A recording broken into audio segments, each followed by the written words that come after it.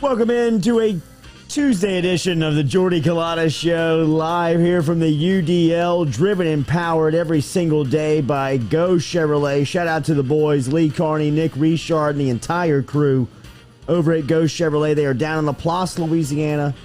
There's also a used car lot here in Baton Rouge in the corner of Florida and Sherwood. Stop in and see them today. Great used car inventory over there. All of it online at GEAUXChevrolet.com. JBoy, Jake Crain, going to stop by here. Whoa, hey. Yeah, that's surround sound, my brother. That's how it goes. JBoy will be here at 7:30 this morning. We'll talk to him about the matchup of Auburn LSU. He talked to Bo Nix yesterday. We'll ask him about the headspace of Auburn's potential starting quarterback. I still got TJ Finley starting this game come Saturday. I don't know how you keep him off the field, man. I mean, this is just that way. The team loves him. The team played and rallied around him and win the game on Saturday. Finley had a lot to do with it. We'll ask Crain who he believes, JBoy who he thinks is going to start here, and then Jimmy Chase, JaMarr Chase. We talked to Kayshon Boutte last night. Boutte is probably the best wide receiver in college football right now. He's definitely the best wide receiver in the Southeastern Conference, is Kayshon. JaMarr might have that same argument in the NFL through the first couple of games of the season, as he is crushing rookie records, breaking Randy Moss records. Him and Joe Burrow are hooking up for a touchdown per week. They hooked up for 2 on Sunday in Pittsburgh. Jimmy Chase was there. We'll talk to him about this rocket launch start to a rookie season for his son, JaMarr Chase, coming up here at 8:30 this morning. We'll look ahead to LSU Auburn. Lots to get to. Zion, speaking to the media, finally asked about how he feels about New Orleans and the franchise. Our friend Fletcher Mackel was the one who asked the question. Him and David Griffin's relationship seems like it's not good at all. I mean, I know they tried to cover it up yesterday, but it seems that they don't even know what to say. I mean, Zion, did you see, I mean, his answer about David Griffin and where they are and playing the piano. Griff needed his piano back. That's all he needed. He could have serenaded him one more time in front of the people. Griff hoodwinked everybody. Zion's trying his best to not be a dick, but I mean, the writing's on the wall. I've never been broken up with, but this is probably what it feels like. Off-season foot injury, off-season foot surgery for Zion. News revealed on Monday. We'll talk a little bit about that, but yes, he does look thick. He does look thick, very out of shape, but we'll see. We'll see what happens to the franchise player. That's coming up today here on the Jordy Culotta Show. Jump inside of the bunker if you're there. Remember to like, share, comment on the post. We appreciate that very much. Facebook, YouTube, JordyCulottaShow.com. Yeah, I'm all over the place. Man. All over the place. Kid scored 1 touchdown. 2. Majestic Coffee is locally brewed down here in South Louisiana. Remember, you can find them online at DeliciousSips.com. True Blue Water is our official water. TRUBluewater.com. Our phone line sponsor, of course, is Metropolitan Health Group. Real doctors, real solutions, as you can find them there at Metropolitan Health Group, as we'll talk to Jimmy Chase and Jake Crain from the JBoy Show coming up today on the Jordy Culotta Show. All of that compliments of Metropolitan Health Group. And then our spice, our official spice, is Papa Earl's. 30% less sodium than the competition. You can pick them up anywhere locally. Rouse's, Calandro's, High Neighbor, any of the local spots. Pick up your can today of Papa Earl's spice. Lizzie's here. Noah is here. I don't know how I'll ever watch Monday Night Football without the Mannings. I mean, ESPN has got one of those good problems happening at their company right now, where they have created so much interest that people can't get enough of their product. The only problem is that it's a competitor of one of their most lucrative products in Monday Night Football, which I got to imagine that nobody is paying attention to Steve Levy and the crew. Brian Greasy. I didn't even know if it was Brian Greasy. I was racking my brain for who that guy is. And I hear his voice. And Louis Riddick. And Louis Riddick. Yep. And Louis Riddick is the three-man booth on Monday Night Football. All very talented, all very accredited for the job. They fit the profile. They're experts in the field, but they don't hold a candle to the entertainment value that is happening just one channel up on ESPN2 with Eli, Peyton, and the guests. And I am saying that the biggest winner out of all of this has been, up to this point, Eli Manning. I mean, Eli Manning has been, in my opinion, just you knew what you were getting in Peyton. And Peyton has kind of been, you've kind of seen some rougher edges of Peyton, which I think has done him probably some favors in the public. Has humanized him a little bit more. Without a doubt. Eli has always had that feeling to him, but more you're seeing like the sense of humor. Yeah, he's funny. On Eli. I mean, like he's real funny. I mean, like especially the jabs at Peyton. Yes, just make it or his so much younger better. brother. And he's getting his shots in, but because Peyton has to kind of like orchestrate the whole thing, Eli just gets to sit back there and smile and just take his shots whenever he wants. And if you're Eli, it's the perfect position to be in because you can do no wrong as long as you're somewhat funny. Like, because Peyton will get a lot of the credit at the beginning, but now it's starting to turn where we were watching the highlights of they're doing highlights of the broadcast, first of all. Absolutely. And then it was just like, that was the Eli show. Everything that they showed was Eli doing something, and Peyton's just... I mean, Eli got in up the chair. and did the little Dak Prescott hip. I mean, without his shoes on. They had video of him and no shoes on. That's we've been there. Yes, it's good. But I mean, it just shows you how comfortable he is. Yeah. And then he had he's the one doing Eli's places now that Peyton was doing, and so he has all the inside info with Nick Saban. He was kind of steering the interview a little bit, and Nick wanted to talk to him, and Peyton's over there drinking his little whiskey cup, like, fine, you do the interview. Yeah, pitted out at pitch sweating, stains. dude. Yeah, he was sweating, and Eli let you know. Yeah. You know what I mean? Called him out. Peyton, keep your arms down. I wonder if Peyton has the same prescription I do, because it seems like he might. Yeah. Lives in a good part of the country, in Denver. Well, is that the biggest winner of Zoom ever? Like, if without Zoom, none of this would be possible because they weren't going to get in a booth. But being able to do it from your home essentially has made Peyton and Eli like, yeah, we'll do it, sure. I wonder what the next step of this is. I would almost put this thing behind a paywall next. It's going to be ESPN Plus. Don't tell them that. I don't have it. Well, I mean, they've got to be thinking that because of just how demanding it is. Also, how it's slicing into their Monday Night Football numbers. Well, which, I mean, like, they're still captivating the audience and they're still getting the eyeballs. But, I mean, it's like the old head coming in and seeing the new guy and saying, I can't compete. I can't really do anything about this new age media because, I mean, I hate to really. This is nothing but whiskey and wine. Yeah, I mean that's all it really is. Casual. Yeah, it's very just tie undone at the bar, sitting around with your friends watching the game. Yeah, shooting double birds into the camera. Can I do this? I'll do it. I don't care. Eli Manning Find me. Yeah, right. Fire me. I don't care. I don't care. Right. Like, I mean, I'll do this on YouTube. I mean, last night their 3 guests. They had 4 guests actually. They had one on set, and that was Archie Manning, who was the dad, who was at Eli's house because Eli had his number retired in New York at inside of MetLife Stadium over the weekend, and went into the Giants Ring of Honor. So he was there at Eli's house in New York watching the game with he and his family. So Archie sat in for a segment, but you had LeBron James, Nick Saban, and Chris Long on the broadcast last night. LeBron James and Nick Saban. I mean, like, and you got those other guys on ESPN going, "What the? Yeah, I mean, like, yeah, they're drawing on a telestrator. You know what I mean? Like, thinking people are really paying attention to what's going on there. I mean, that is just on its face. The entertainment value alone is unmatched. I mean, like, think about the people that they've had on the broadcast up to this point. Last night was just a huge flex. That was but I mean, like, they've had Travis Kelce, Ray Lewis, Pat McAfee. I mean, yes. I mean, just some of the names that you're like you haven't heard from, you haven't seen, and then within one text message, I mean, the Mannings have got these guys on the air, and not only on the air, like laughing and goofing off. I thought LeBron last night was as likable as he's been in a decade. I mean, just kind of like, because he sat there and he was like laughing, talking football. I mean, he was kind of going back and forth. Joking. Buried his high school quarterback which was nowhere. Funny. You know what I mean? That guy's watching the broadcast like, oh, LeBron, I played high school quarterback and with he's probably like telling his lady, like, they might show highlights of LeBron playing football. He's going to be on Monday Night Football. I was the quarterback. They're probably like, they show the make a steak tonight. We're all watching Monday Night Football. Everybody's eating T-bones. Everybody's eating ribeyes. You know what I mean? They sit down, cut the meat. Next thing you know, Braun's just bashing them. Peyton Manning's talking about a bounce pass from the quarterback. I mean, I'm the reason he quit football. Never mind. I don't want to watch this at all. It was. I can't get enough of it. I really, and I'm not even really. I'm not even like the Mannings. You know what I mean? Like I don't, and it's not like I've been But I think that it's just It's sports entertainment. At the its finest. entertainment Exactly what value I of want it it, to be like. bringing yes. in the guest, the way that they humanize the guest. I mean, Nick Saban. I mean, has he ever been more likable? I mean, just sitting there in his office, looking at that little weird camera above his screen, in this big leather chair.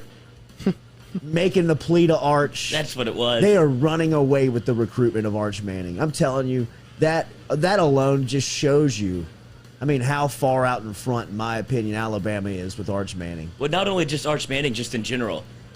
Like, to be able to put your head coach on there and be very comfortable. Obviously, Nick Saban is who Nick Saban Yes. is. Right. But a lot of college football coaches wouldn't even get the time of day to do that with Peyton and Eli. So it's just so good for the Alabama brand. Like, he wins again. And that's nothing but relationship building. Yes. I mean, They want him on when there. he goes into the in-home visit, you know it's going to be the first family of football ready to greet Nick Saban around the table. It's going to be everybody from Archie to Cooper to Peyton to Eli to all of the siblings, all of the uncle. Everybody Peyton's kids out is there going somewhere. to be there. And Saban is going to be laughing and hamming it up with Eli about their little Monday night bit that had the whole world talking the next day. And it's just going to be more of an inroad of a relationship that he's already made with the Manning family that he closes the deal on. Arch Manning's going to Alabama. That's what I'm saying. Last night, that's the only thing I could think about. And Yeah. while Nick's on there talking, you got Jalen Hurts starting for Yes. the Eagles. You got Devontae Smith out Diggs, there. pick six in Diggs, them. pick six. Amari Cooper. Just Alabama people everywhere. He's like, I like to check in on my athletes. It's like, Yeah. there's 73 of them in the NFL. You have to watch. He's going to be going around the Thanksgiving table like, Peyton, Archie, nice to see you. Archie, you sign right here. All right, we're good here. Thank y'all. I'll see you next year. So I just watching Monday Night Football, and I just watched the highlights of it, really. Little Jay played a game last night, so when I got home, I mean, it was really kind of third quarter, mid-third quarter, fourth quarter, and we watched the rest of it, and then went back and watched some of the highlights of the people that were there before, like LeBron and Saban, and when I was watching it, Chris Long was there. And Chris Long just on another planet. He is, what I mean, just eyes stoned could out of be. his I mind. mean, he's working to keep his eyes open. And it's great. But he's I'm having a great. good time. He's Yeah. fun. I mean, and he's got his own media thing, and he's doing his thing. It was it's great entertainment to watch. LSU Auburn this weekend, and remember, daily we're driven and powered by Go Chevrolet. Stop and check out Go Chevrolet and their locations out in LaPlace, Louisiana. They're also located here in Baton Rouge. On Florida Boulevard in Sherwood Forest. You can stop in and see the showroom there, or you can shop the inventory online at GEAUXChevrolet.com. What an all-time Burrow story yesterday from John Battle, who's a great storyteller, by the way. I mean, I really think that was a part of the lore of the story, was just how Battle set it up. You know what I mean? Set the scene perfectly. Because you forget that time. I mean, if you just go back to that time, I mean, people were like, I mean, obviously, who is the Burrow guy? But the competition between Justin McMillan, Miles Brennan, and Lowell Narcisse was like fierce. Like, you know, I mean, like, and there was so much allegiance between sections of people of who they were pulling for. I mean, there was a loud contingency for Lowell Narcisse, if you remember at the time. I mean, I remember thinking, man, he might be the dark horse here. He might be the TJ Finley of the group that kind of like out of nowhere pops up as a starter. Well, I was obsessed with Lil Narcisse just because of what he did in high school. Yes. And his, dude, Oh, he was so good. And he's huge. Yeah, he's but huge. what do you say, like stuff of lore, what he was Right. putting out in high school, and then he gets hurt twice, tries to come back again. Was it for St. James where he tore his ACL at the beginning of the year, then came back for the playoffs and toured again? Isn't that what happened? Yes. It was something like No, that. He had two knee surgeries before college. Yes, and but that was always like the great white buffalo of like, if LSU can get this guy to campus and he can get right, that's Cam They were Newton. comparing him to Cam Newton. Yes. Right. And But you can see that the way that John Battle talked about it, the locker room was divided between like those three pockets of, well, McMillan's been here. Paid his time. Yeah, we're not sure what Brennan brings. We know he's good. And then Lil Narcisse is kind of working around like, he looks really good too. Yeah. And then Burrow the just White comes Knight in. shows up. You're like, oh, that's the guy. wow, there he is. He gets the prom queen on the first day. So that's what they look like, huh? That's what a franchise quarterback feels like. I don't know you. I don't know you. If you've not heard the Burrow story, make sure you check it out. It's on our Instagram. It's on Twitter. It's gotten about 8,500 hits on Twitter already after it was posted right after the show yesterday. So it's really steamrolling. You can see the popularity it has. And I appreciate John Battle for stopping by, and really proud of what he is doing since he has left LSU. He's been in some really good locker rooms in the NFL, spent some time with the Kansas City Chiefs, was in Pittsburgh all last season after they got out to that 11-0 start. Was around Tampa Bay with Bruce Arians and Jameis Winston, and there, Arians' his first season there, Winston's last season in Tampa Bay. He was around that locker room, so he had a really good insight of a teammate of Winston. He started in New York and now really kind of doing his thing, for just stuff that he's got going on down in South Beach and down in Miami and back home with some art stuff, some photography, some clothing lines. Walked in rocking all his own gear. Yeah.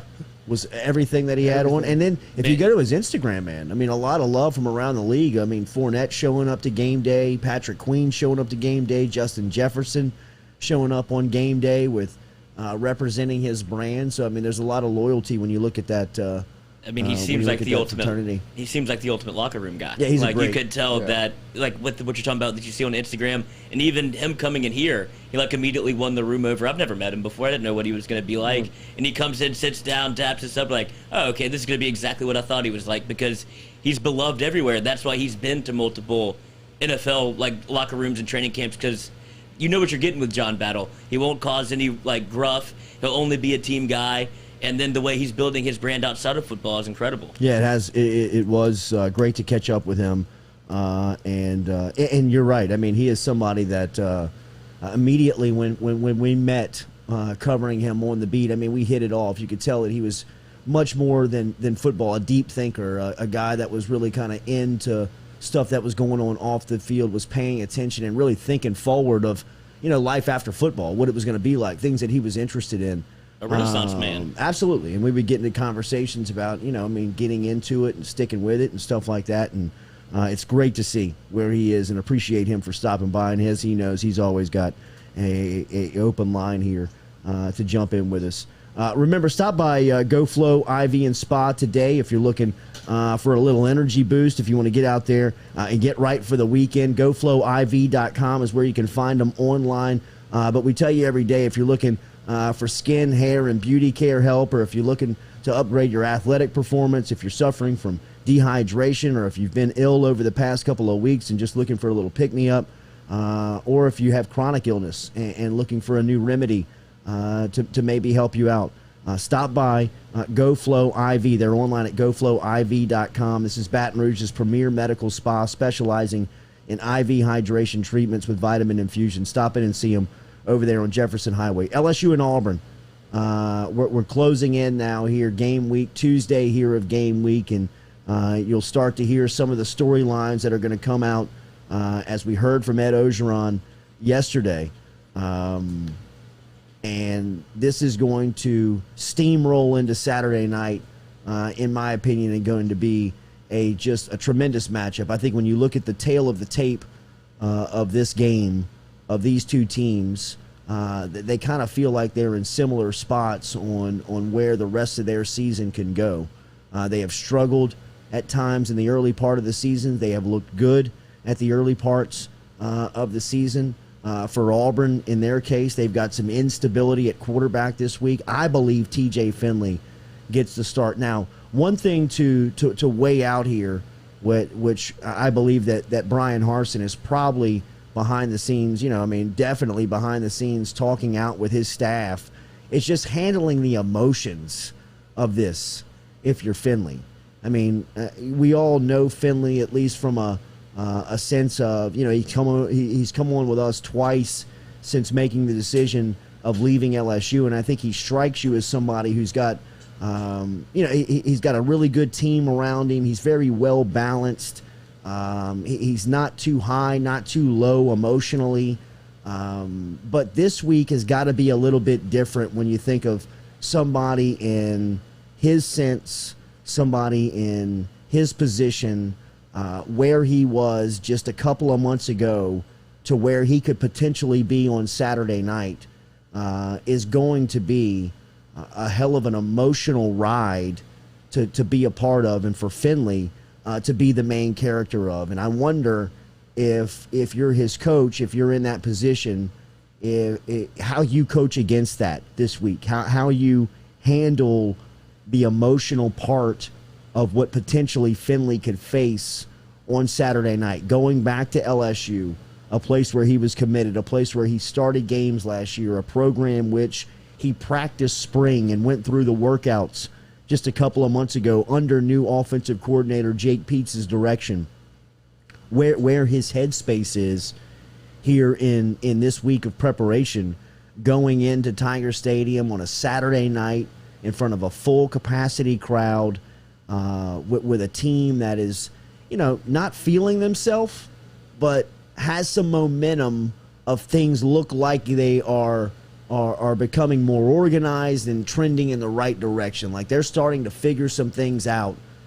Because when you look at his counterpart, I think that we are undervaluing on how good Max Johnson is playing the quarterback position right now. I don't think that we are appreciating just how good he is playing the spot.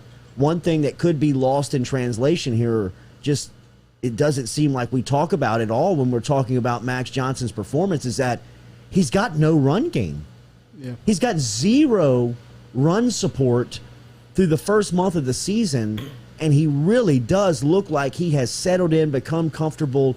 And Cody Worsham had some numbers that he put out yesterday that I'll get to that were really impressive when you just talked about Max and, just kind of speaking out loud of what he has accomplished here through the first couple of weeks of the season.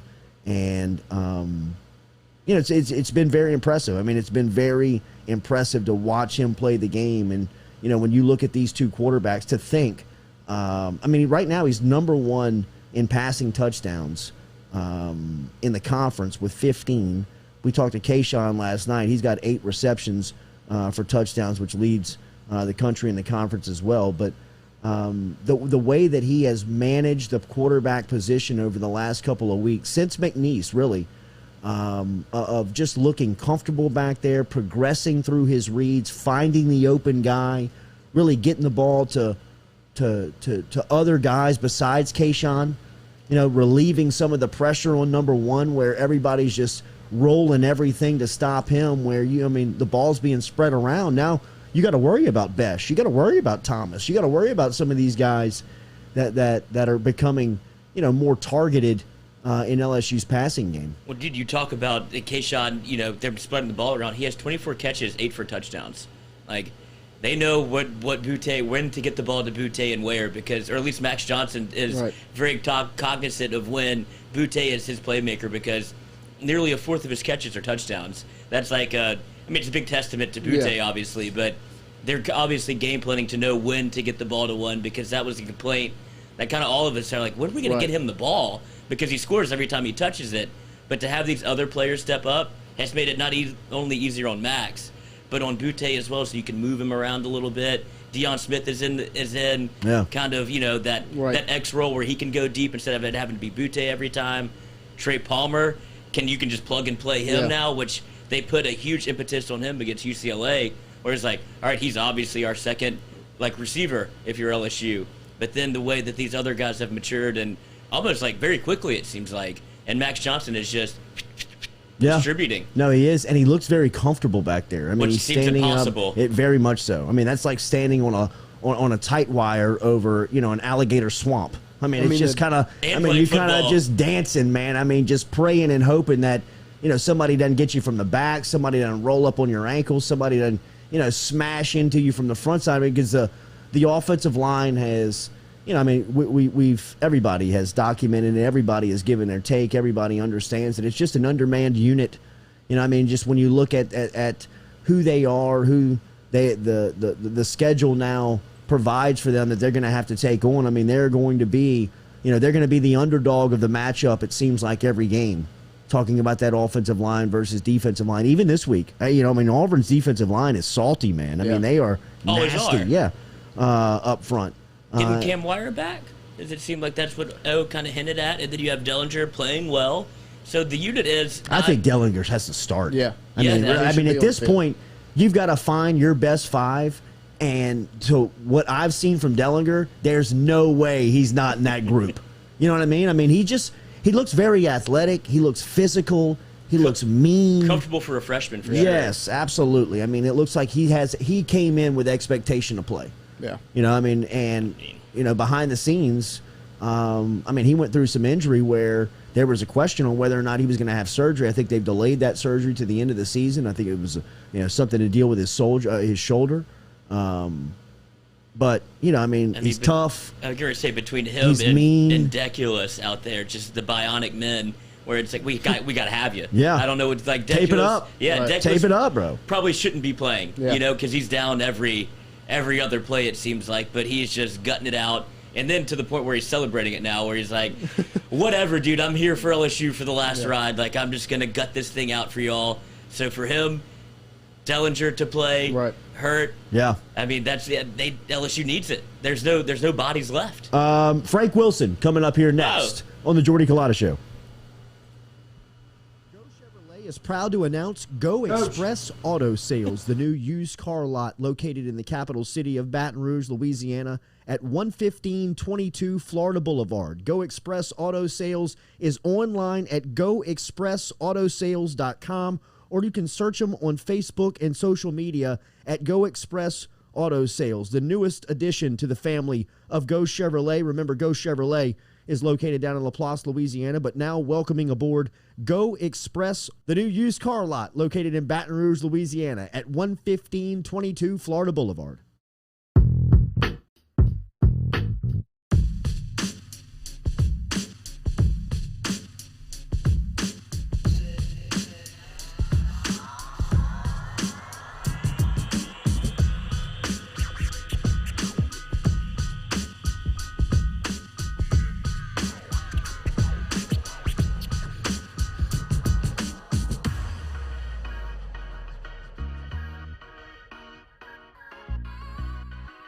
All right, welcome back here to the Jordy Culotta Show, driven and powered by Go Chevrolet. We'll catch up with JBoy Jake Crain here in a couple of about 20 minutes as we'll talk to him about the SEC slate this weekend, including Georgia and Arkansas, which is an 11 a.m. kickoff. What a treat. Too many good games. I mean, that is an amazing time slot for a really good game. But Frank Wilson and McNeese, as you know, we talk to them every Tuesday here on the Jordy Culotta Show. It is always great to catch up with a friend of ours, McNeese, head football coach. Not the outcome we wanted last weekend, but another learning spot for Coach Wilson and his program. Good morning, sir. How are you? Good morning, Jordy. Doing well, man. How are you? Doing okay. What's the week of preparation like now as we go into Southeastern after an outcome? I know that you took as a teaching opportunity for your program. We certainly did. You just never know. I thought we had a great week of practice, Jordy, but it's evident that we're still searching for a maturity, if you will, to be on the road 3 weeks in a row. It's challenging to have a young group. And it's a little different here. It's a 5-hour bus drive from here to San Antonio to go play. And then we're so youthful. We knew the issues that we had a year ago at the offensive line that you pointed out many times a year ago. So we addressed those needs, and we went out and we signed some offensive linemen to bolster that position. Picked up a transfer from Iowa, who at the beginning of week one we found out by miscue or whatever is his transfer hours didn't transfer in, whatever. So he was ineligible. We lost 3 guys in the LSU game, and we still haven't gotten them back at the offensive line position. And so we start a true freshman at the left tackle, a true freshman at the right guard position, a sophomore at the right tackle position, and have to play another freshman sparingly at the center position. And so, and it's not just that we played those guys. We just, when you take minus the other 4, you just don't have any more depth. And so now it becomes challenging for us to establish continuity, chemistry at that position to be able to rush or protect consistently at a high level. And so we struggled in those areas, and we were not able to be effective from an offensive standpoint. I thought at times we flashed defensively, a high-powered offense that statistically it doesn't look like we played well, but we actually did in the second half. We limited them to 7 points, and then at the very end, they kick a field goal to 10 points in the second half. But what's not said is that we played spectacular. We forced several fourth down and outs. We blocked a field goal. We forced 2 missed field goals.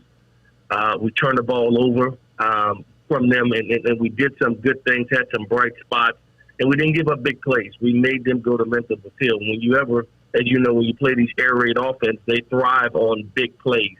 And we made them have to go 12, 13, 14 play drives and dink and dunk, which isn't their recipe. But we made them do something that they don't normally do. So I was proud of our team in that sense. Special teams, we still got a ways to go. We returned a 100-yarder a week ago, and so they kicked it away from our return guy, and we kind of expected it. Mason Pierce, young man, our kickoff returner, and so they kicked it opposite, and we practiced all week, kind of routinely fair catch, and let the play begin. And for whatever reason, we don't fair catch it. We let the ball hit the ground. It's a live ball. They recover it. And so it's 7 minutes into the first quarter before our offense even get a snap, and the score's 14-0. And it's just very, very difficult on the road for 3 weeks to get a young team back. We'll get to that point where we're mature enough and we understand how to handle these situations. We're just not there yet. We're just not there yet from a maturity standpoint, which honestly surprised me because I thought our preparation was good. But when you have some other challenges, you have to be able to handle those things. And we're still working on that, and we'll grow from it. Again, a great practice on Sunday. Spirits are high. Morale is high. We're 0-1 in conference play. We play a high-powered offense. Frank Selfo, Southeastern, the number 14 team in the country, averaging 49 points a game. They were again last year. They were about the same last year. And we go in and we drop it by 5. But we're going in to win the game with seconds left in the game, and the ball comes loose from one of our better players. But we're going to win the game, and we lose by 5 against a top 10 team in the country at that time. And so similar, except we get them here. We get them here in our venue. Highly decorated, talented team, FCS Player of the Year, and their quarterback, who's very talented. And so we're working over here, man. We're working extremely hard to get this team ready to play well on Saturday. And no doubt about that. Not to discount anything that you have going on right now or any of the players in that locker room right now, because I know that is your primary concern in getting those guys ready. But you are building a program. Is games like last year at Southeastern and games like this weekend where the score is probably not indicative to the effort and the energy on the field, some mile markers in building a program and just the challenges that goes into that? Yeah, it is. At one point I looked out in our secondary, and we had several guys that was on the field. Young Elijah Hamilton, our starting or our nickel safety, who filled in for Corian Harris, young man from Hahnville High School, and he's out there. Quad, my son, he's out there at the safety position. Twilly Lovett, young man from Bell Chase, is on the field at the same time. And you look up and you have 4 freshmen, 4 true freshmen on the field playing or at one time. And then we have that throughout our program. And you just think at one point with these young guys, with the development of some of those young guys, man, on Sunday we're starting to see some young guys. Micah Davey is improving, and we're trying to find a way to get him on the field and his maturity as well. We'll be fine. It just takes time to build it right to last, and there's youthfulness that needs to be developed, and they got to get stronger, and they got to get more wise in recognizing things. But they're very talented. We're a talented team. We're just a really young team that's going through some growing pains right now. Where do you like Davey? He was so talented at U-High. They used him all over the place. Where's he fit in your program? Yeah, he's playing linebacker. He's playing the Mike linebacker position for us right now. We got a couple of veteran guys that are in front of him, but we need to develop our depth there. And so we're looking at not only he, but some other young guys that could possibly play for us. And just being conscientious, you know, we got four games they can play before their red shirt, and just their maturity and their ability to be able to go in and be successful. We don't want to put them in a situation where they're not prepared for a moment. And so that's it's day to day, it's week to week in their development. But we like his progress in the way that he's developing. Derek Stingley Sr. told a great story about you last week, where we just asked about your personality and your dominance as a recruiter and how great of a coach you are. And he talked about some of the phone calls that he got from you while you were at Texas San Antonio and the way that you recruited Junior. And, you know, it didn't matter the logo on the hat. You were coming full steam ahead at some of the top players in the country. Can you talk about the mindset in which you hit the path every day in trying to build this program and build the depth that you're talking about that you're missing in key spots?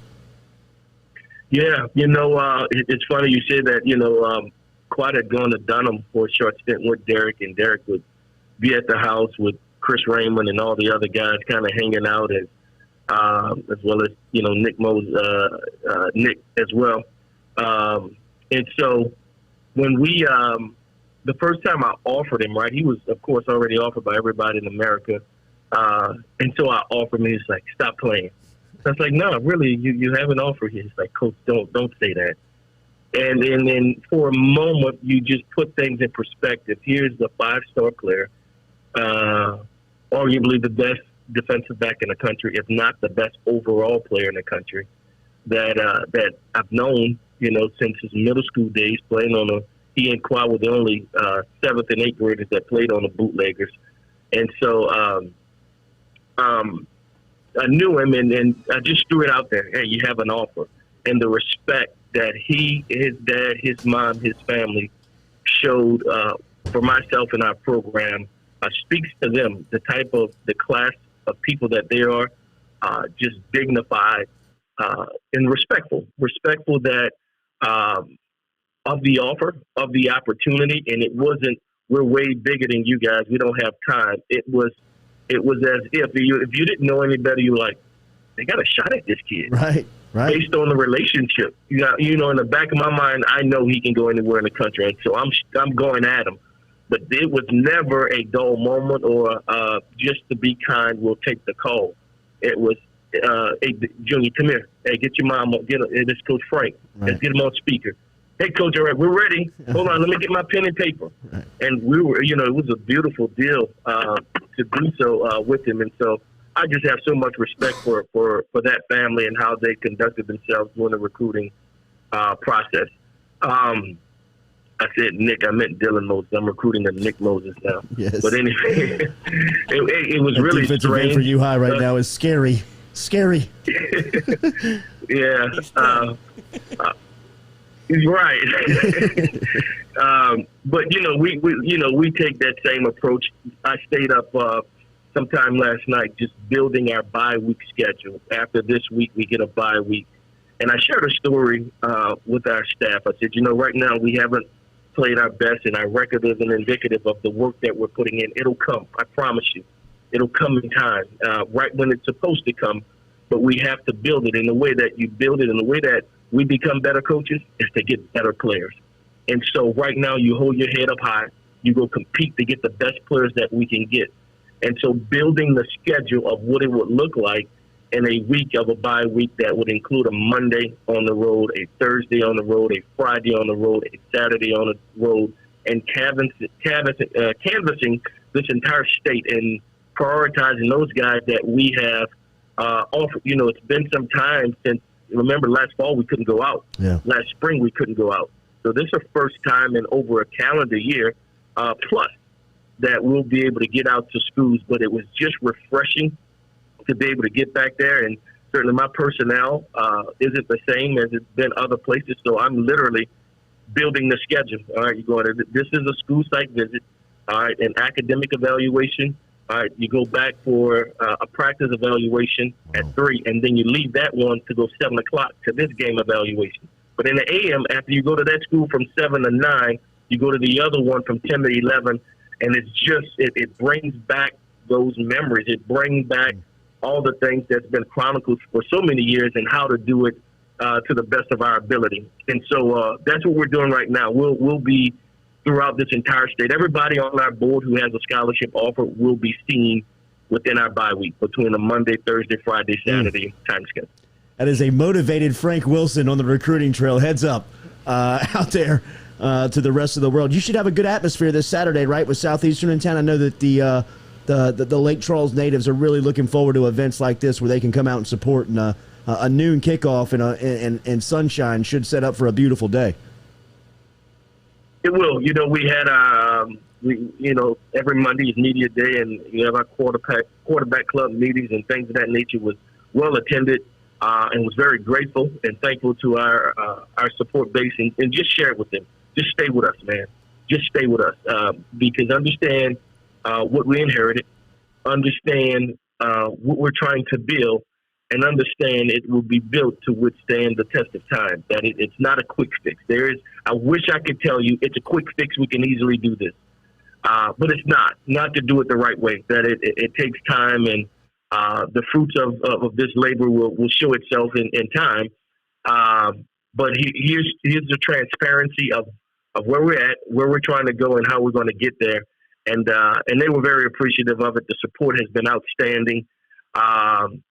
But at the end of the day, we're charged with getting the W, and that's something that we look forward to getting every weekend. It's our intentions to get in this week. We're going to win the game. That's our intention. We're preparing to win the game, not a feel-good story. We're trying to win every game. Now, here are the bullets that we have, all right? And so we're still getting some more loaded in the cases to get us to the position to be able to have enough to win on a consistent basis, or to be able to play a full quarters of a game. Coach Frank Wilson, this weekend versus Southeastern, noon kickoff down in Lake Charles. As always, you can hear him right here every Tuesday on the Jordy Culotta Show. Thank you as always. Best of luck. We'll talk next week. Hey, share my love out there against Auburn this weekend, baby. Yes, sir. We'll miss you on a Saturday night. We'll see you, man. All right, good folks. Yes, sir. There he is. Frank Wilson checking in. That conversation brought to you by Johnson Spillers, our dentist here on the Jordy Culotta Show. Remember, find them online at johnsonspillers.com. During that conversation, Katie Alligood walked into the studio.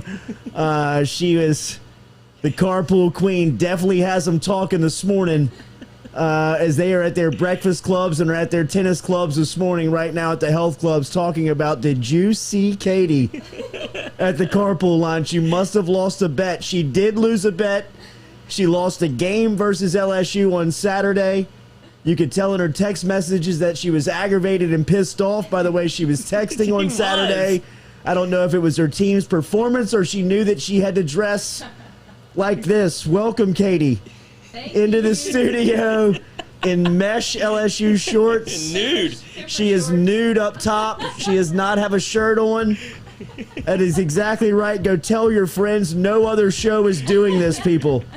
No other shows, female co-host. Naked news. Will make the news and live up to her end of the bargain and go topless on a sports radio show, sports talk show, sports talk show. Yeah, no radio. Here on this platform. Wow, look at that entrance. I ran back in the house because we forgot masks, and I ran back out, and Kate was like, "Don't run. Everything bounces. Don't run." That's what Coach O likes. That is unreal. I was like, I'm supposed to be.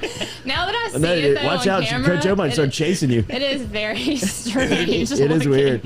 Like, it looked more like a man's chat. I mean, it is weird. This is weird. This might get us weird. kicked. We should have gotten some. We should have gotten some Crisco oil.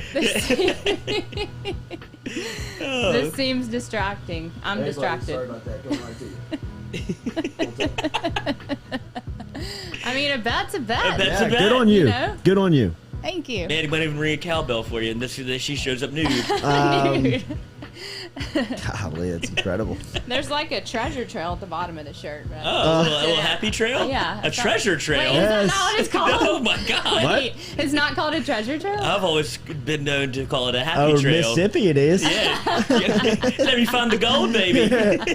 Down You there got some gold nuggets? down there in the treasure chest area. Jay Crain, the JBoy Show, incredible content. My man talked to Bo Nix yesterday. We talked about some of the NIL deals that he had inked last night. We were talking to Keyshawn Butte, and we were talking about around the conference some of the people that were really killing it on NIL. And JBoy, Jay Crain, is doing it more with the content that he's putting out every day. You've got to follow him on Twitter, on YouTube, wherever you can get his content. Make sure you keep up with it. He is back with us here on the Jordy Culotta Show. Good morning, sir. How are you? Hey, Jordy, how's it going, man? I'm going to be honest with you. A treasure trail? Yes. I kind of like the sound of that. You know, that's got a better ring to it. You would, buddy. You would, huh? That's right. JBoy is here. So much good football coming up this weekend, bro. Where do you start when you look at the buffet of football that will be open for entertainment on Saturday? Yeah, well, I mean, if you start anywhere other than UConn Vandy, you're not doing it right. That's the matchup golly, it's hard to pick, man. It's kind of like Christmas, you know. It's which present you going to open up first. The Alabama-Ole Miss matchup's obviously a big one, especially after last year. I do a show with Bryce Young every week and talked with him last week. We dropped it this morning, and they're really excited about the opportunity. And him and Matt Corral have a relationship as well. A lot of those Southern Cali quarterbacks do, including DJ Ugalele from Clemson as well, nice. even though he's not having the top season as those two are. But Auburn LSU, to me, you look at Auburn, the struggles they've had. I mean, the storyline of TJ Finley, we were talking about it yesterday on the show. The storyline of TJ Finley maybe starting, going down to LSU after leaving LSU, even though I think it's going to be Bo Nix, has got to be, you know, buried in some tablet somewhere in ancient Samaria that we'll find 300 years from now. But you look at that game, Georgia-Arkansas, even though Arkansas is really beat up, I think Georgia, no pun intended, is probably going to walk the dog on them, but that doesn't take anything away from what Arkansas has been able to do. I mean, Sam Pittman is maybe the best fit in college football when it comes down to head coach and place where he's at. And then, of course, look, Florida-Kentucky to me gets me going as much as anything. I agree. You know, I picked Kentucky to finish second in the East. Took a lot of hell for that. Now, they played great lately. No, but they've won. You know, and if you're Kentucky, you know, taking the next step, and for them the next step is getting in that second tier in the West, taking that next step, it's not just about beating teams you're not supposed to beat or beating kind of the perennial dogs of that side.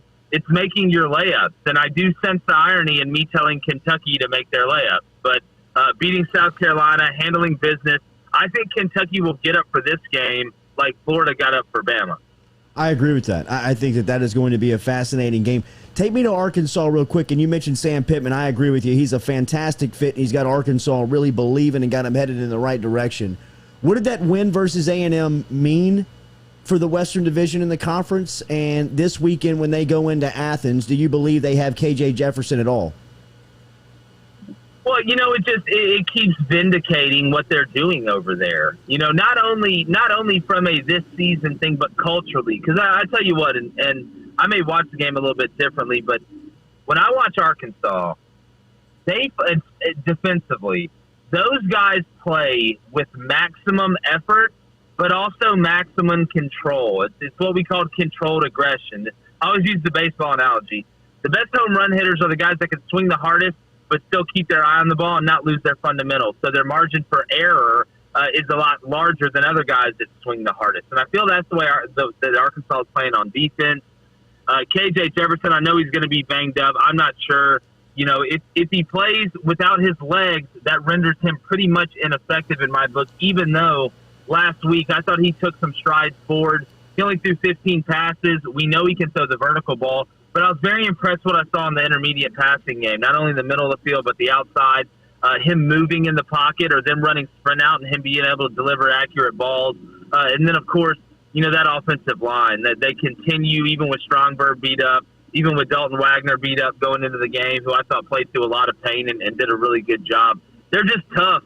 You know, attitude reflects leadership, man. Yeah. And it just shows you, you know, the leadership that Sam Pittman and the culture they've instilled over there, and they better enjoy Kendall Briles and Barry Odom while they have them, because I don't think they're going to have them for much longer. But I think Georgia's the best team in the country. They're catching Arkansas pretty beat up.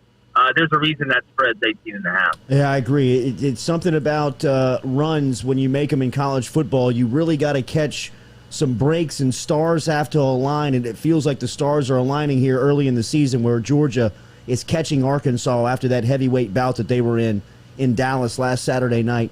Ole Miss and Alabama seems like that is going to get every eyeball of a college football fan at 2:30 on Saturday afternoon. What does this matchup mean for Lane Kiffin and Ole Miss and what they're trying to get going in Oxford? I know this game is in Tuscaloosa, but how do you like it a couple of days out? Yeah, well, there's going to be more scoring than Matthew McConaughey at a Zach Brown band concert, is the way I'm looking at it. I mean, you look at these. You know, and again, leather, listen, man. that's all right. But when I look at Ole Miss, you know, defensively they're better. I mean, they couldn't get much worse. After last year, I thought they did a good job in the junior college ranks. I thought that was going to be the most important race between him and Mike Leach, because I've coached in that junior college league out there. I know how plentiful it is, especially for linemen, and that's where the game's won and lost in any league, not only the SEC. But I still don't think Ole Miss is to a point defensively where they cannot get turnovers and be able to stay in a game like this. And what I mean by stay in it is lose by 10 or more. Yeah. Because the thing with Alabama is they're one of the few teams in the country that is physically, from a physical standpoint, from a coaching standpoint, from an injury recovery standpoint, they're one of the only few teams in the country that can fix all those things in a hurry, if that makes sense. Right. They have the physical ability to do it. And I think going back and watching that Florida game, Dan Mullen called it maybe the best game of his life in the second half with what he had with Emory Jones out there, the way they used the quarterback run game, something we hinted at all week, because it was their only built-in advantage. But I think Alabama's going to be able to score at will. I love Matt Corral. I think they're going to score points. I just don't think they're going to have enough defensive stops outside of Alabama. They need at least 2 turnovers, probably 3. That's what Ole Miss needs. LSU Auburn on Saturday night. It'll be under the lights of Death Valley at 8 o'clock. It should be a rocking atmosphere. You are very close to that Auburn program. They have not won here since 1999. I got to imagine that is a huge storyline and motivating this group coming over to Baton Rouge. Yeah, it is. But, again, unless they're going to 3D print a wide receiver that's going to be able to go up and get the ball on a 50-50 ball, I worry about them in the red zone, because while Tank's put up – look, Tank is going to put up numbers regardless of who he's playing for. But if you really watch, he hasn't had a ton of holes to run through. And Jarquez Hunter, the young guy who I think he's next up after Tank. I mean, he went in Happy Valley and balled. But, this Auburn offense, and I talked to Bo about this, they've really struggled in the red zone. And you guys know this. You get paid to score in the red zone. A lot of people can move the ball in between the 20s, but you get paid to score in the red zone. You hear it in the NFL all the time. You get paid to convert third downs and score in the red zone. And Auburn struggled to do that. And last week, they really weren't on the same page offensively. They rested a few guys. But Auburn's got to kick another gear. And I know it's LSU, and they'll get up for it. But unless they continue to get better in the red zone, they find a guy that at the receiver position that can go up and get the ball, then defensively, the pass rush has not been what we thought it was going to be. And they've busted a lot of coverages in the back end, which surprises me with a Derek Mason coach defense. I mean, they let the tight end run free in the Penn State game and really a couple times in the Georgia State game. So there's a lot for Auburn to fix. I watch LSU. That was a big win against Mississippi State. I still have questions a little bit. I still think if you heat Max up, he struggles. I wonder if Auburn will do that. I don't think they're going to just rush 3 and drop 8. I'd be surprised. But I tell you this much, guys. You better cover Boutte. That guy is an ATM, what do they call an automatic touchdown machine. That guy's unreal. He is. What did you learn about LSU last week versus Mississippi State? I learned they're a little bit more mentally tough than I thought. I think getting the turnover early was big, too. I thought that was a really big play. They needed that. I thought if they went down early, it was going to be tough for them to respond. But them hanging on in the end, even though the defense still concerns me a little bit. They made some adjustments. You saw some 3-down stuff. But, look, I think this is going to be a game like it always is with Auburn LSU. I just hope there's not a fire or an earthquake or something crazy. Like, with this series, I wouldn't be surprised if the government gave alien disclosure right before kickoff. Like, that's how wild. They're like, all right, guys, listen, they're real. All right, they're real. Enjoy the Auburn LSU game. That'll be the flyover. Yeah. It's like, all right, hey, we got a few flying saucers do the flyover. You're cool? All right. Stock market sucks right now. So, but 10 p.m., we don't care. Yeah, that's exactly right. So we're going to play on a neutral site on Venus next year with Alabama and some ACC team that's going to get murdered. So, but no, look, it's going to be a great game, I think. But whoever in these games, I always think teams lose it; they don't win it. I think the team that makes the big turnover, maybe the big mistake on special teams early, that gives the other side momentum. And look, I know how nuts it's going to be at LSU. That's a tough place to play. Death Valley, I always say. I said yesterday, I'll walk through Happy Valley any day of the week, but I'll be strapped before I walk through Death Valley. I promise that. So you're not coming to the game, I take it. No, and I only mean that as in like a true Death Valley. Sure. Yes. We take it as a compliment, actually. I don't want anybody to think I'm carrying or anything going into the game. So, there he is right there. FBI, Interpol, it's a joke. CIA, I'm just kidding, guys. Everybody calm down. Another great day of content on the way from the JBoy Show. Make sure you are following them on Twitter at the JBoy Show. They blast out all of the announcement, all the links where you can find them. They're on obviously on YouTube, thejboyshow.com. Of course, a part of Colin Cowherd's The Volume Sports, talking college football, specializing in the SEC and dominating the competition right now. Thank you as always, bro. We'll catch up again soon. Jordy, it's always fun, man. Y'all enjoy that treasure trail. We'll talk soon. All right, man, later. There is Jake Crain checking in this morning from the College Football Hall of Fame. That is his studio. That's cool. Over there in Atlanta. Make sure you check out his podcast. Make sure you check out what he's got going on. All of that can be found on Twitter at the JBoy Show. And remember, daily, we're brought to you by A-Bears Specialty Meats. Get over to A-Bears. Now is the time. I was talking to Rhett yesterday. They're getting ready for their big tailgate this weekend, and Rhett and them do it up, man. They have I think they almost like charge admission. Like they have like that type of deal. Like, I mean, like it's incredible. Like a wristband. Like it is, yes. Like, I mean, it's organized and stuff. Yeah. That's what we're kind of working on Saturday. Okay, all right. But Rhett is going exclusive at his tailgate to A-Bears Specialty Meats. He's going A-Bears all season long. We appreciate that very much. And you can get that relationship going over with A-Bears if you would like. Get in touch with them. They are down in Highway 73, Prairieville. You can get off there. Dutchtown exit. Stop in and see them right there in the Dutchtown Shopping Center. You can pick up some of the fine selections like the boudin, the steaks. They got the Omaha fillets over there, the 2-pounders, bro, the big slabs of meat. The turduckens, and obviously the deboned stuffed chicken that they're known for. If you're looking just to feed the family this week, you got a lot going on. I know we're in and out of the house all week. It's a busy week. If you need something just to throw in the oven, cook up for the family, get them a couple of days of eats there. A-Bear Specialty Meats has great selections in the freezers. They're also your tailgate headquarters, man. Whatever you need for tailgating this week, whether it's specialty meats, if you need great selection of steaks, burgers, all of that available over at A-Bears. Stop in and see them. Highway 73, Dutchtown Shopping Center, right next to Dutchtown High School. Getting you set for Friday, Saturday, and Sundays, and also take care of you Monday through Thursday. Booze there too, don't they? They catch you get a little case of beer. Yeah, they don't sell it individually. They sell it by the case. Well, so that's what you want for a the bottle of wine tailgate. or, Yeah. Looking. Speaking of bottles of wine. Wow, Coach O. I know, right? I really did need some uh, Crisco. I should have greased up. Yes. Well, I mean, this is just a learning phase because this is going to be on Halloween, right? This is going to be Halloween. Yeah. Okay. So I mean, if we're workshopping. Yeah. I mean, I need it. These are Cooper shorts. I mean, and we didn't have the purple. shorts are good. Yeah, great shorts. But I feel like I need purple.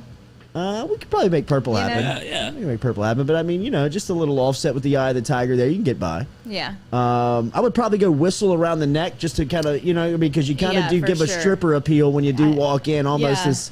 I suggested the whistle. Where are we going here? I mean, Please welcome to the main stage. On a Tuesday morning. A carpool mom by day. And by even earlier. Yeah, that's earlier, a stripper. It's all good.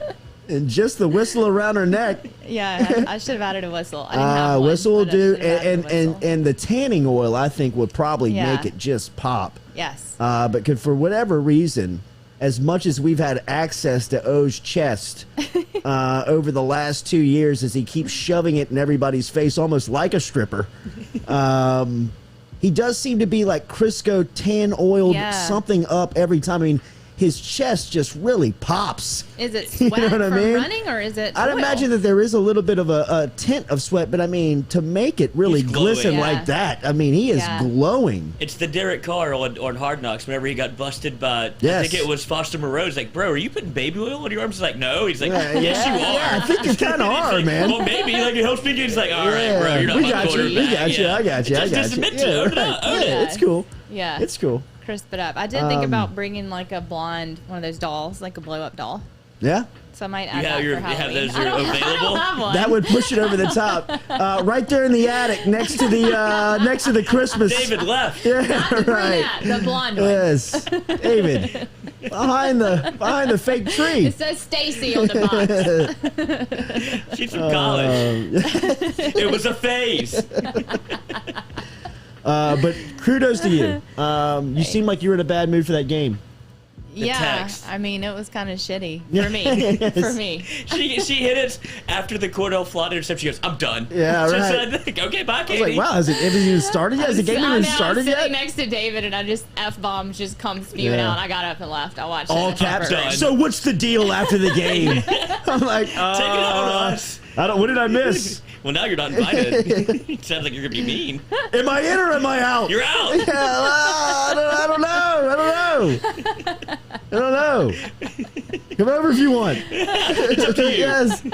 It's your call. You have a girl on the show, you're going to get girls. You guys need, yes. Know what else to say? Go Dogs, man. Go Give me that Dogs. damn cowbell, for God's sake. You and Big Bad Brad. Let it rip. Who does Mississippi State play this weekend? We don't. Get the win. So you just get to stew. Yeah. Wait, I think that's right. Are we off this weekend? I think that's right. You know what? I'm kind of done with football season. Oh, you're bailing. Mississippi Already State. out. You're bailing before Yeah. October. Oh, Look yeah. at it. They're a baseball team. I said it before the game. I said if we lose this game, I'm just done. What for a the sad season. state of fandom.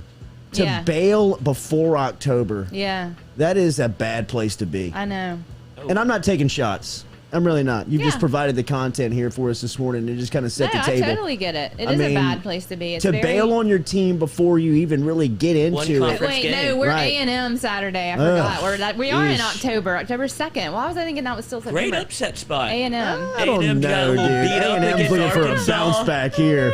They're looking to exercise some Just wanna demons get her- this weekend. Get Yeah. her back up there Yeah. so she can say, Yeah. fuck it, I'm done. No, I mean, if she's bailed, you might as well just jump off the bus. She's Yeah. I gonna mean, watch. really, at this point. Yeah, I mean, I'll watch. I won't sit and watch the whole thing, right? By any means, I'm not gonna like dedicate. So all you my can time. you can de-invest. You can I can. You can pull yourself completely And out of this. I'm a bulldog, and I've done this for Yeah. years and years and years. This is a life thing. This is a life thing. Have you ever absolutely checked out not only on a season but a team? Yes, absolutely. In 2008,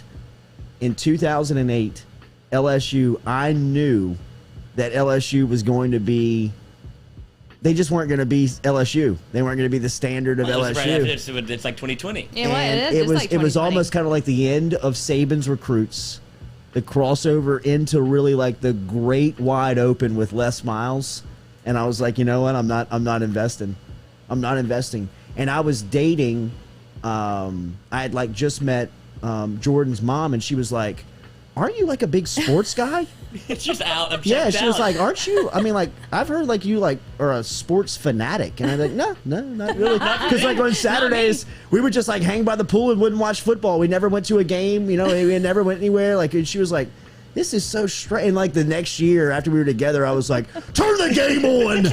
She's like, "I thought you hated sports." I did. I was like, "I did for a minute. Now I'm Need a back." break. Patrick Peterson's a dog. I didn't know he was this good. He's gonna start as a freshman. Yes. Good God, he's great. They got tired Matthew in the How did they pipeline. get this kid, Miles? This Les Miles guy. They must be cheating. I mean, he had the hats on the table. The LSU hat did not stand out at all during that under. It was the original All-American game for Patrick Yes, Peterson. Army, U.S. Army. All-American game. He looked great. He did look unbelievable that day. I mean, I was thinking, they got this guy? What a tense moment. I mean, they got this dude. You're going to play quarterback. Over Urban Meyer's Florida's team. And he's from Pompano Beach. Gee, dude, what did they have to pay that? Here's 2 bags. Yeah. Please, save us.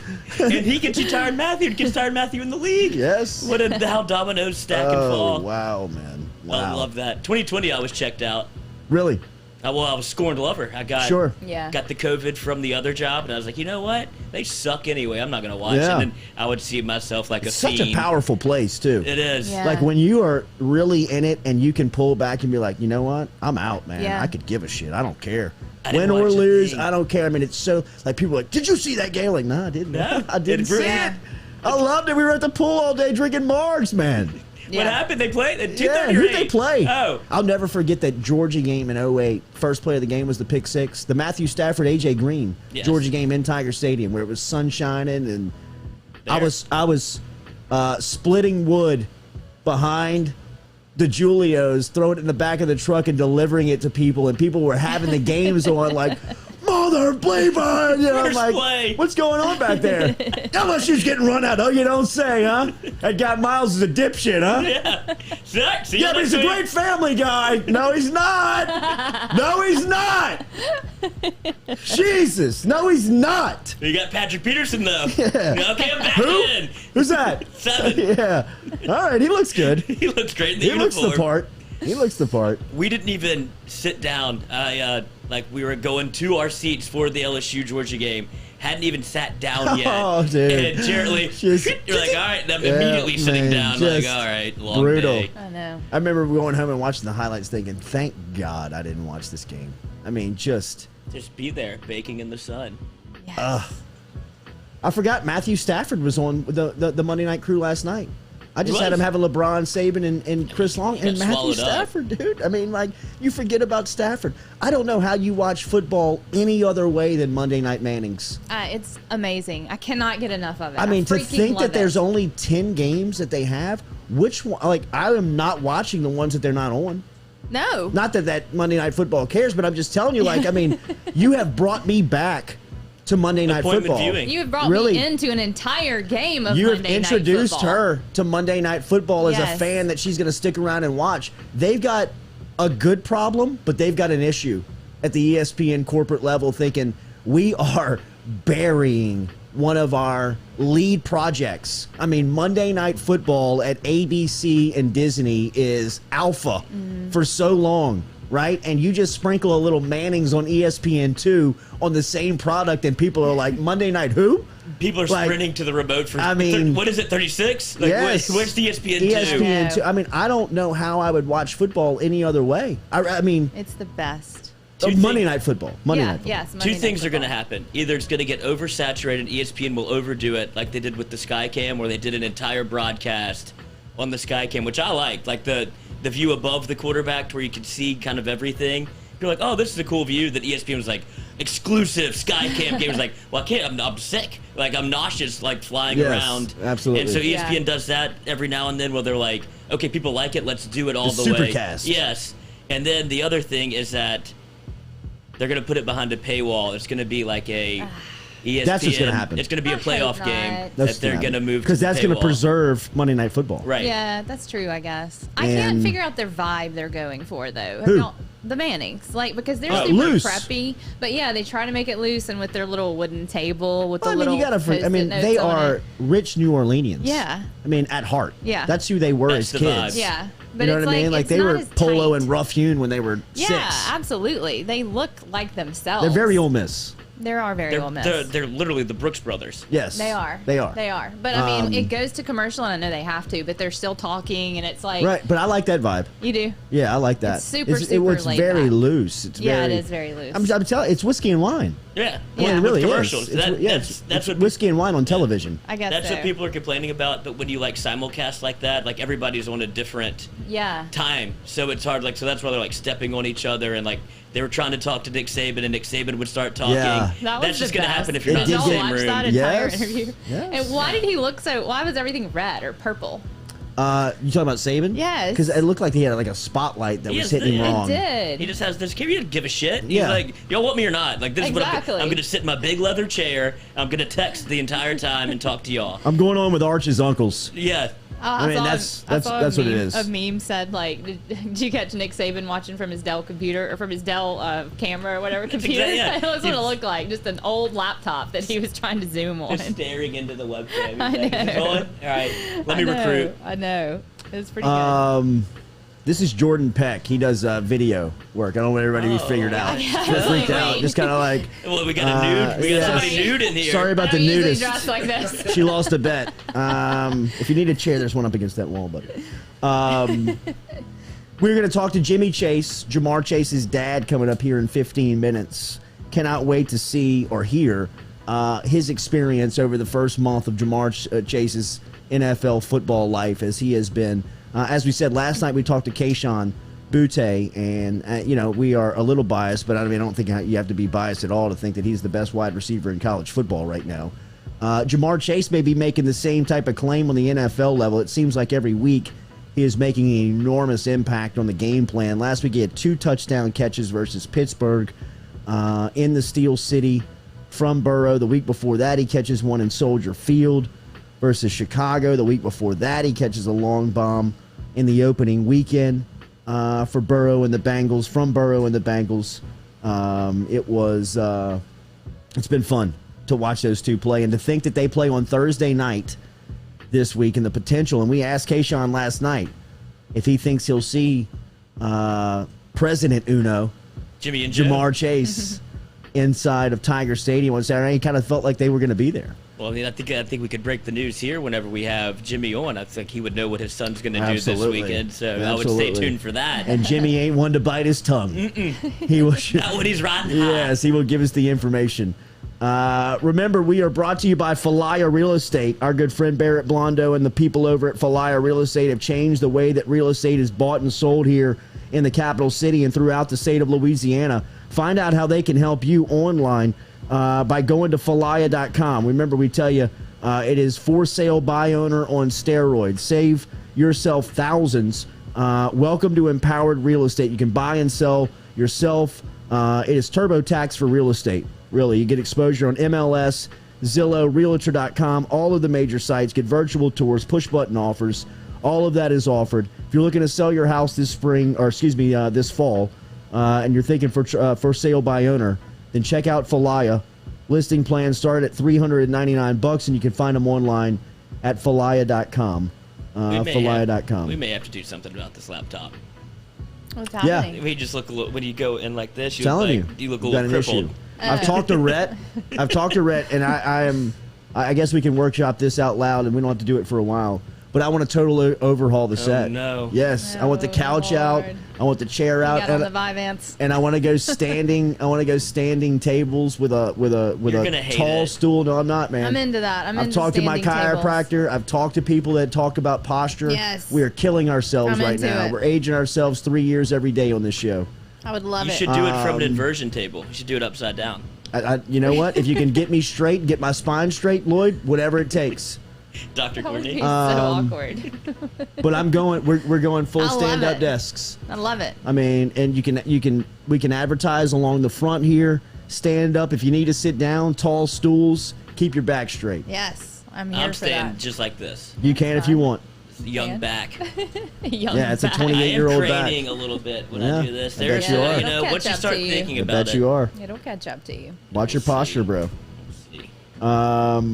The next game that the Mannings are going to do on Monday night is going to be the Seahawks and the Saints. Oh. Where is it? Tom Granning, our great friend from Go Mart over there in Natchez, our snack supplier here at the UDL, was the one that gave us that information. Where is that game, Tell us Tommy? where it is, Tom. Where is that, Tommy? Is That's that cool. in Seattle or in the Dome?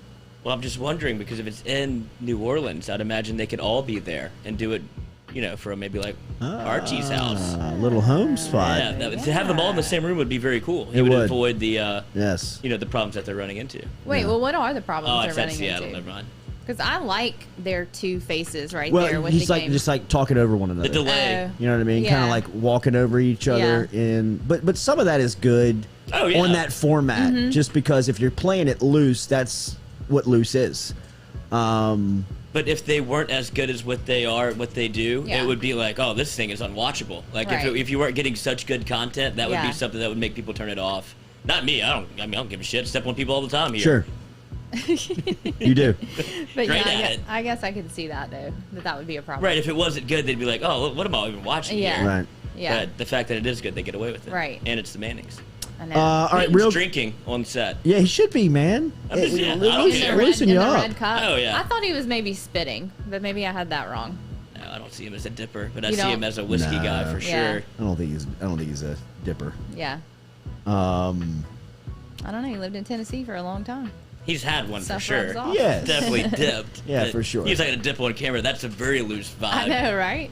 Well, dipping is very, like, popular in the league. Like, it's crazy how many, like, guys, like, play games with a dip in. I know. How? Like, I what mean, happens when you choke on How many coaches coach games with, like, just a big old, like, That I understand. You can't be running around with dip in your mouth. Baseball, Bro, you can't. They don't move, I though. refereed basketball with a guy where we would show up to a gym, do 6th, 7th, and 8th grade games, and every single game he would take the dip out and reinsert like a fresh, and I'm talking like a hog, bro.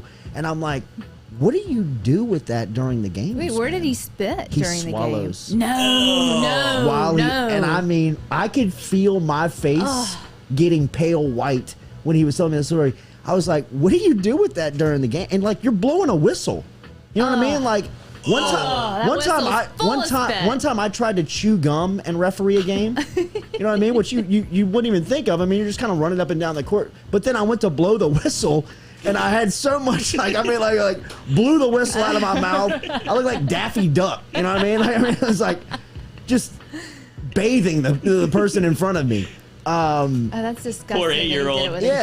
With a dip And in his mouth the whole game and swallow and like first game and squeezes all of it, throws it out, reinserts like freshman for the second game, does it again for all three. I'm like, bro, what a soldier. Don't you get sick from that? You would think you would. Condition your body to the point where Yeah, you I can guess- swallow dip. I guess it just becomes almost like you. Yeah, I mean, it's like a tolerance that you build up for it. I mean, just like anything, you know. I mean, Yeah, the first time you dip and people don't tell you, like, you know, if you don't spit it out, some people just swallow it. Yeah. And they throw up immediately. Like, you will get sick, even just from dipping. yeah, But if that man's been dipping his entire life. his whole life. I mean, To get to the point where you're my like, I'm swallowing first it. experience was my last experience with dip. It was terrible. It is the awful. worst, and I thought to myself, I'm never doing this again.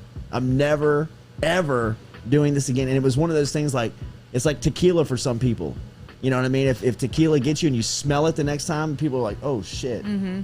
Dip for me, tobacco. When I went to a period where when I would smell it, I'd be like, get me out of here, bro. Did you This is swallow it? Yes. Oh. We you snuck did? out of the house when we were kids with like my friend's older sister who was hot.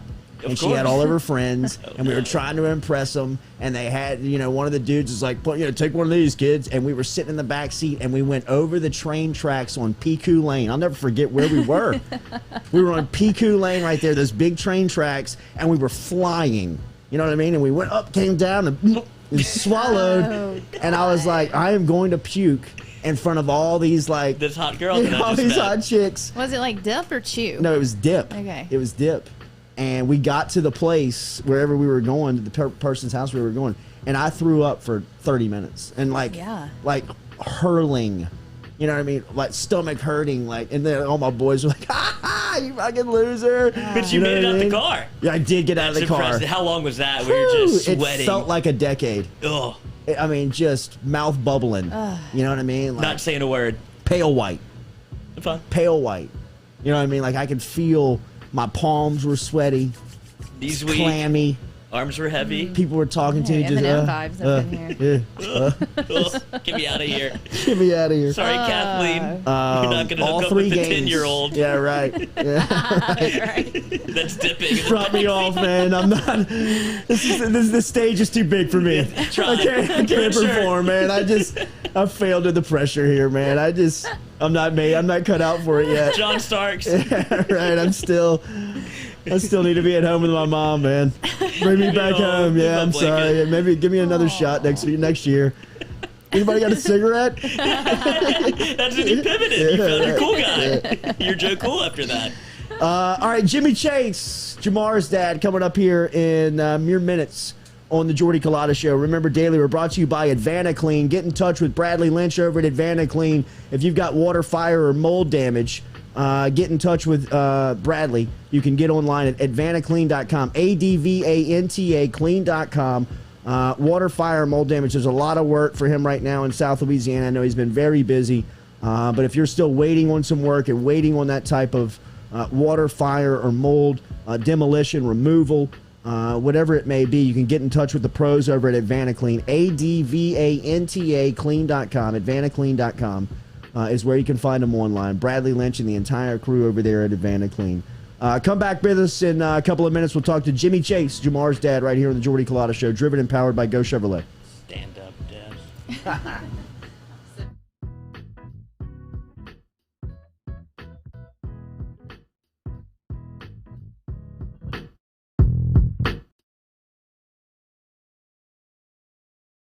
Papa Earl's, the fine spice, originating right down here in South Louisiana by our guy Mark Pop Norman. Developed it back in 2018 and won Amazon's Newcomer of the Year in 2019.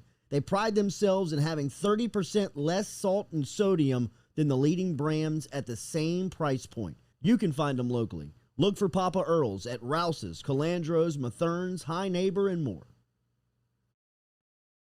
Papa Earl's, the fine spice, originating right down here in South Louisiana by our guy Mark Pop Norman.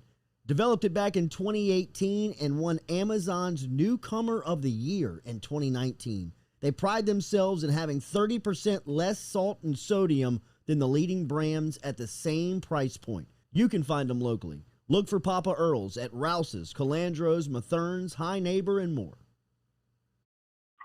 7, 6, 5, 4, 3, 2, 1. You'll never have the sacred stone.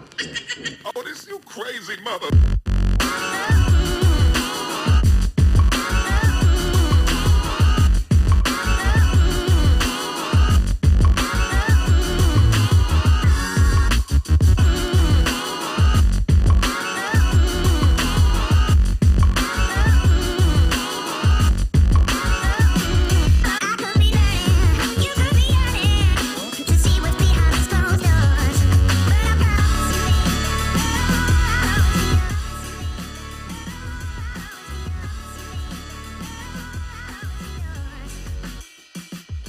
Welcome back into the Jordy Culotta Show, driven and powered by Go Chevrolet. Stop in and check out the crew over there at Go Chevrolet, LaPlace, Louisiana. They're getting back on their feet down there. Dealership's back open. I know they're going through a ton down there in that community. Stay patient with them. Go Chevrolet here in Baton Rouge. Used car lot. Everything online at GEAUXChevrolet.com. Stop in and see Lee Carney, Nick Richard. Great selection of pre-owned cars over there at Go Express Auto Sales. I don't know how you can start an NFL life any better than JaMarr Chase has. He's got 11 catches on the season. 4 of those have gone for touchdowns, over 220 yards on the season. He's got a long of 50, which came in week 1 versus Justin Jefferson, the Minnesota Vikings. And his NFL life was off and moving. And right now, we talked to Kayshon Boutte last night, who's taken over number 1 at LSU, which has become pretty much a sacred number now with the way that JaMarr represented it and Eli Ricks. And JaMarr and Kayshon feel sneakily much like the same person. Kayshon feels like he might be the best wide receiver in college football, and JaMarr, through a month on the scene, feels like he might be the best wide out in the game. Jimmy Chase is one of our favorite. He is outspoken. He is obviously loves his son very much and is always supporting him and has always been very kind with his time to the Jordy Culotta Show. And it's great to welcome him back here after so much success for his son. Jimmy Chase, good morning. How are you, sir? Hey, Jordy. Good morning. How y'all doing? We're doing good, man. Could you imagine it going any better? No, I couldn't. I was a little nervous with this one. You know, this was a pretty big jump from high school to college to to the league, but he kind of surprised me with this one too. Through the preseason, he was struggling to catch the football. He was struggling to hang on to it, and that created a storyline that he may have suffering from some drops. He put that to bed week 1, and he has been growing. How have you seen him kind of go through the roller coaster of the NFL to where he is right now, where it seems like his confidence is back at maximum? Well, first of all, I want to say what a joke, right? Yes, absolutely. Preseason, everybody was talking about drop balls, and I talked to JaMarr. I'm like, man, what's going on? And he was like, nothing there. I dropped one ball. So it's like one ball, 2 days in a row at practice turned into a he can't catch thing, and it was so laughable because, it really wasn't an issue. The people just took it and ran with it, and, it turned into whatever it turned in. But he never had a problem with it. His confidence was never worried. It was just preseason. We talked to Sting Sr. every Monday here, and he talked about running into you guys at Soldier Field up there in Chicago, where he had another long touchdown. What has been the coolest part of this start for you, the dad? I mean, you've been traveling into these cool venues, these cool stadiums. I know you were in Pittsburgh last weekend where he dominated. You were in Soldier Field. He dominated at home. His first weekend, he had his longest touchdown catch of his career early on here. What's been the coolest part of this early ride? Just experiencing these venues that, we used to watching on TV, and, my son excelling in these areas. It's like he go into Soldier Field and do his thing. Then he go into Pittsburgh Steelers country, and take over. I mean, it's like, that's kind of wild. It's kind of crazy. It's nuts. Jimmy, he plays on Thursday night this week versus Jacksonville. After they chop up the Jags on Thursday night, are they going to be in Tiger Stadium on Saturday? I don't know. That's a good question. Jimmy, do you know? Jimmy, do you know? No, I don't know that part. But hey, JaMarr can do whatever you want to do. I'm like y'all now. I'm like, hey, JaMarr, where you at today? Yeah. So I don't know. It could be. How cool has it been going through this with the Burrows and with Joe? Man, it's crazy, right? Because, we didn't hook back up with the Burrows. Yeah. And, it was just you can't recapture. This is what I'm finding out. We can't recapture that year at LSU, right? That season, that thing was so amazing, right?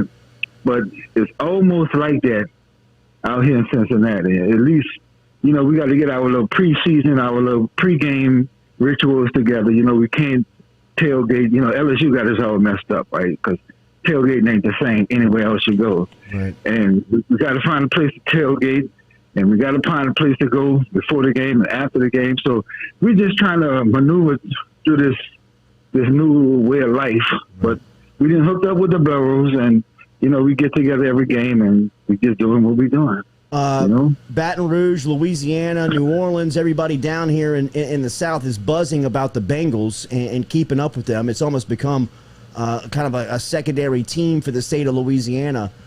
Crazy, huh? How crazy is it in Bengals country? How crazy is it up there in Cincinnati around this team? Because if you were a fan of this team, it's very exciting to be a part of this ride because you can feel that they are definitely ascending into being something that's going to be a challenger for years to come.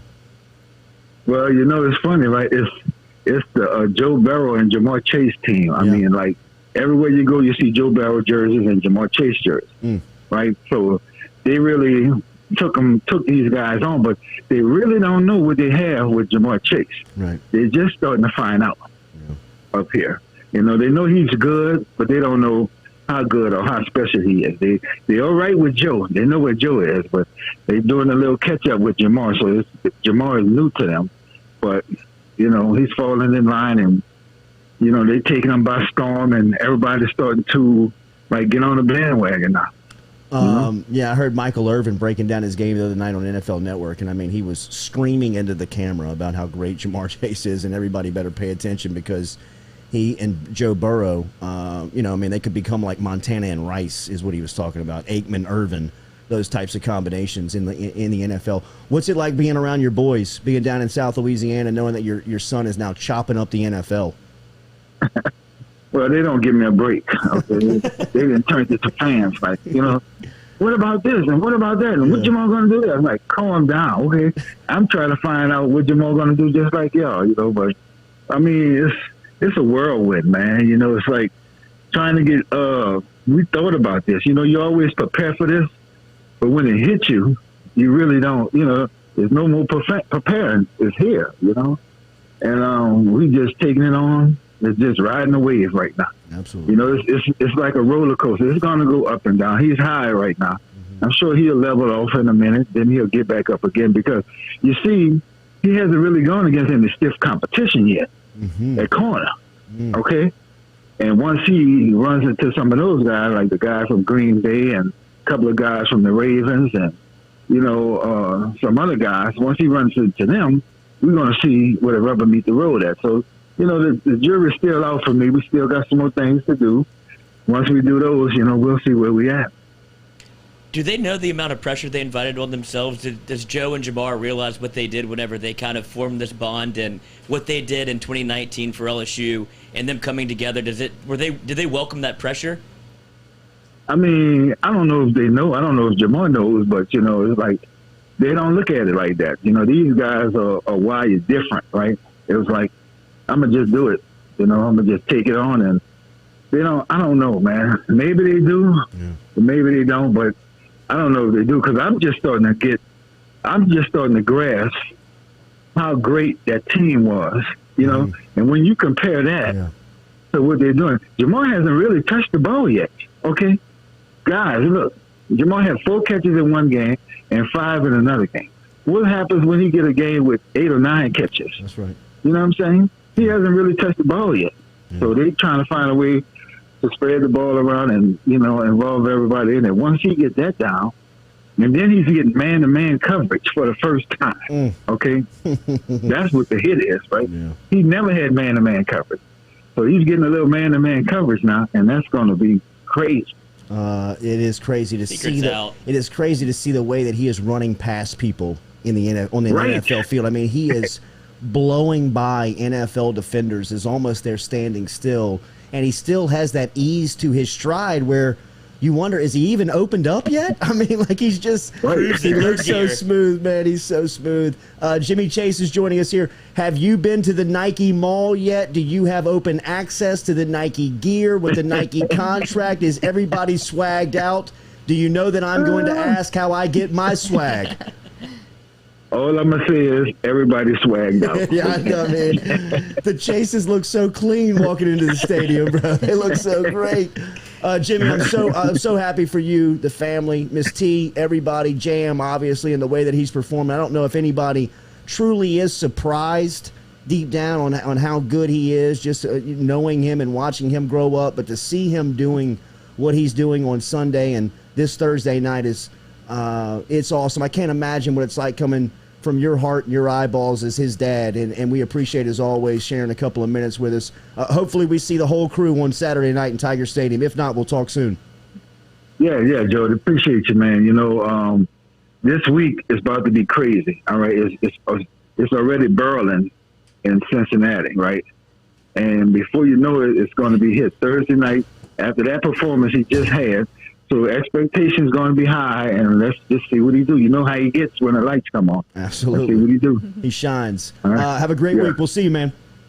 Appreciate you, Doc. Always. There is Jimmy Chase checking in this morning from New Orleans as they get ready for a Thursday night tilt with JaMarr, Jam, Joe, and the Bengals taking on Jacksonville this Thursday night. So it should be good entertainment before a Saturday night in Tiger Stadium. As JaMarr Chase is, that was his old man, Jimmy Chase, stopping by here on the Jordy Culotta Show. I'd have to get the other old man on. Get to the bottom of this. Jimmy? Jimmy. Yeah. Get to the bottom of this Saturday night thing. Let's break some news. Jimmy doesn't know if they don't know what their kids are doing anymore. They don't know if they're showed up to vacation or not. Right. And Joe just skulks in. It's like, oh, hey, this is the house? Like, yeah, Joe. Come take over. We're here with Joey. Yeah. RMB Builders. Remember, rmb-builders.com. We were talking about the new set that's coming RMB is designing that for us. Our great construction crew over here at the Jordy Culotta Show. Let them be yours. RMB-builders.com is where you find them online. Custom homes. They can remodel a home, handiwork, anything you need done around the house. Get in touch with them. RMB-builders.com. Our quarterback just walked in. Rohan is here. We will talk to Ro about this weekend's quarterback matchup. Will it be TJ Finley? If it's Bo Nix, what's the defensive challenge for LSU? How does that stand? What does he make of Max Johnson's play going into a home SEC opener versus Auburn on Saturday night? Come back with us here in a couple of seconds. We'll have Rohan Davey talking the latest on quarterback play and everything football here in the Jordy Culotta Show, driven and powered by Go Chevrolet. Getting a whole new set, but can't get an air conditioner.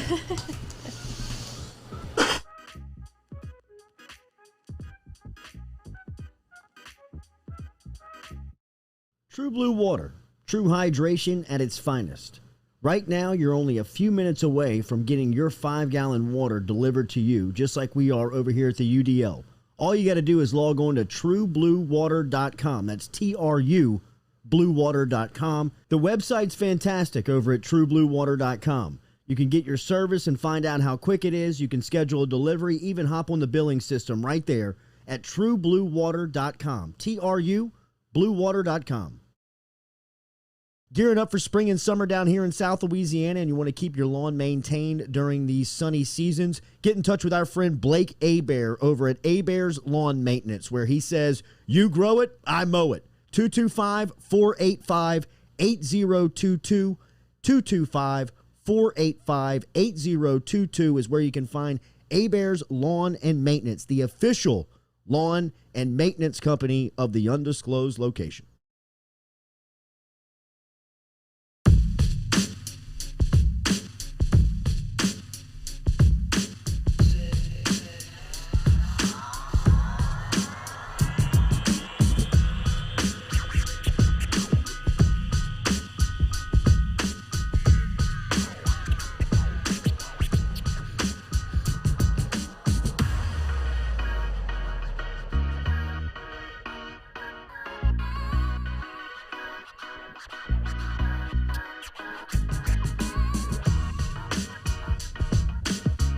Welcome back in here to the Jordy Culotta Show, driven and powered by Go Chevrolet. Stop and see them online at GEAUXChevrolet.com.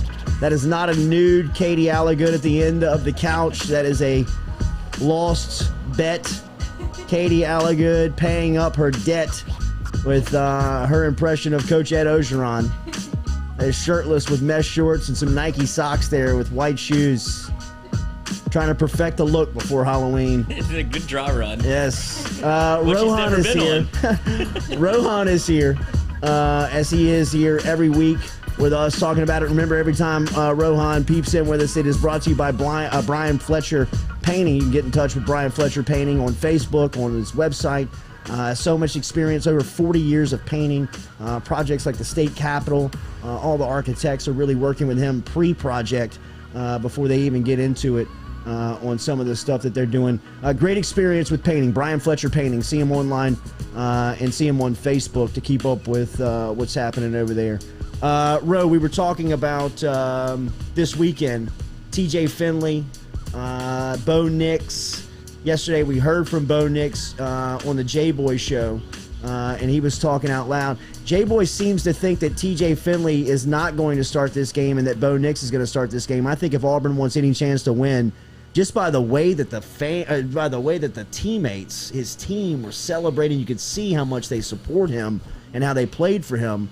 He feels like the guy. Could you imagine, or could you tell our listeners what the emotion would be like for a guy like Finley if he comes in here as a starter? Do you anticipate him starting? Yeah, Brian Harsin, that's the head coach? Yes. Yeah, if Brian Harsin don't start TJ going into this game, he'll lose 30% of his team. I agree. And the fans will look at him like, what the hell are you doing? So if you have a guy that has the momentum going the way TJ did at the end of that football game and bring him back from a victory where Bo Nix played like garbage, plain and simple, and they've been seeing the Bo Nix experiment now for as long as I can remember. I was a Bo Nix fan. So is something on? Is that phone on? I don't know. Okay. There we go. So I'm over Bo Nix, man. I believed in him when he first came because of his dad, and coming from that pedigree. Bo Nix hasn't done a damn thing.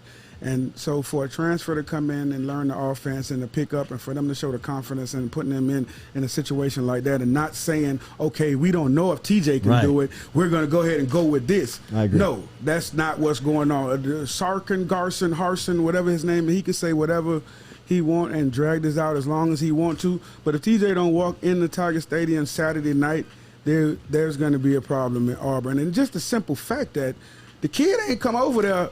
It's just like anything else, man. When you leave to go to similar when Joe Burrow came here from Ohio State. When you leave and you have these conversations in the offseason with these people that's trying to woo you to come there. The woo don't end when I'm there. Yeah. Now I'm here. Everything we talked about before, when an opportunity presents itself, the opportunity presented itself this past weekend, and they put him in. So if he took advantage of it. Yeah, and if he thinks that the momentum that building with that can't propel this team into a situation where they could possibly be in the running for something, he's sadly mistaken. So if he was to not even go with the momentum of this, he'd be a damn fool. I agree. I mean, I think potentially he's in trouble of losing his locker room right now by not naming him the starter publicly because it's that obvious. Well, he gotta. It don't matter when. It'd be better if he named it early, but it don't matter when he name it. Really, just better name as long as he named TJ the starter. What is going into this game? Advantage team TJ Finley starting quarterback? What do they get? What does TJ Finley bring an offense back there? Just the live arm?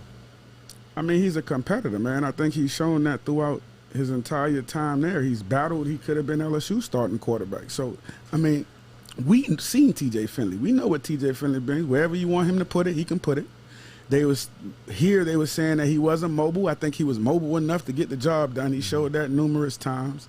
I think he showed it in Auburn in the last game he just played against Auburn, that he can get the job done. He could show that he could play in pressure situations. This is he had to come back home and beat a team in high school that he transferred from and all that. So he's familiar with the situation coming back in here to a place where he was once at. Now you're coming back and you got to play him again and do all that. So I think TJ brings familiarity. He brings familiarity with the guys on defense. He knows the guys. He knows their strengths and weaknesses. He knows, those type of things. So I don't see – and then you have him coming in here into a place to where he wants to do well. Now, that could play to his detriment if he's trying to push and all that. But, man, when you got guys that's spirited and they coming back into a place that they want to do something, you got to let them go. Absolutely. Do you – I was going to ask you about that part of it, the emotion this week. It could go either way. It can. But the type of kid that he is, the maturity that he's shown even when he was here, going through that heated battle, going through everything that he's been through, then making the decision to transfer. But before making the decision to transfer, he made a decision to go through spring and see what was going on. So he did his due diligence. I don't think we owe him anything, and I don't think he owes us anything. I think that it was a parting of ways, and now you get an opportunity. And what you want is you never want the kid that leaves that's talented to go to a team in your division, in your conference. And now he comes back because, I mean, it's a comeback. And I'm like, if I'm TJ Finley, dog, I'm coming back in this thing like I'm trying to tear this up. Yeah. You understand what I'm saying? I'm trying to let y'all know why y'all let me go. I'm trying to let y'all know why y'all should have just named me day one. And ain't no beef with him. But as a competitor, you coming back in there, you trying to show him what's happening. Absolutely. It's a reason why everybody that going to Madison Square Garden put up their biggest points it's the Michael Jordan. I took that personal. I mean, I took that personal. I couldn't wait to get back to Baton Rouge. I had taken that personal. Hell yeah. And then this is a kid that salivated about going to LSU since he was 8 years old. So, you know what I mean? It's not like he hates LSU or so on and so forth. Part of the reason TJ Finley stuck around so long and went through everything that he went through was because of his love for LSU. Yeah. What do you make of LSU's offense right now and where they are going into this game? I think they're getting better. You're going to face a spirited Auburn team. I think the offense has to continue to have extensions of the running game. Gotta not just totally abandon it, because you can't just put everything on Mad Max's arm right now.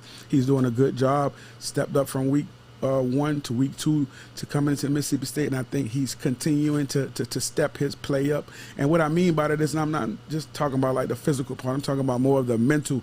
He's understanding protections better. He's going to the right place with the football. He's understanding side adjusts better. All the things that he wasn't doing in week 1 and week 2 when we heard him say, God, I didn't know where they was coming from, and 10% of the time I only picked it up.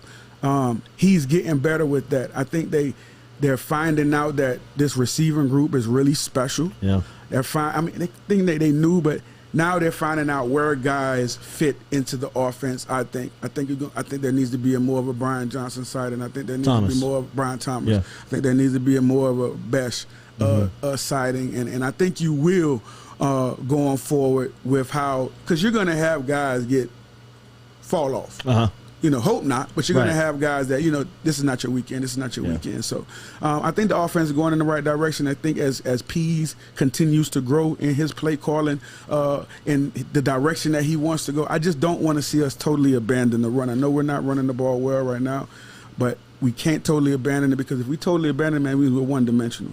And one-dimensional means everything is on Max's shoulder, and that's a recipe for disaster. Yeah, I was going to ask you the danger of not being able to establish a run game, because they're trying to. They're trying, but they can't do it, right? I mean, through the first month, they've just not been able to do it. Correct, and whether that's clearly offensive line issues. If it's not getting the clear run scheme down, using the athleticism instead of the brute force, like we say, the road graders.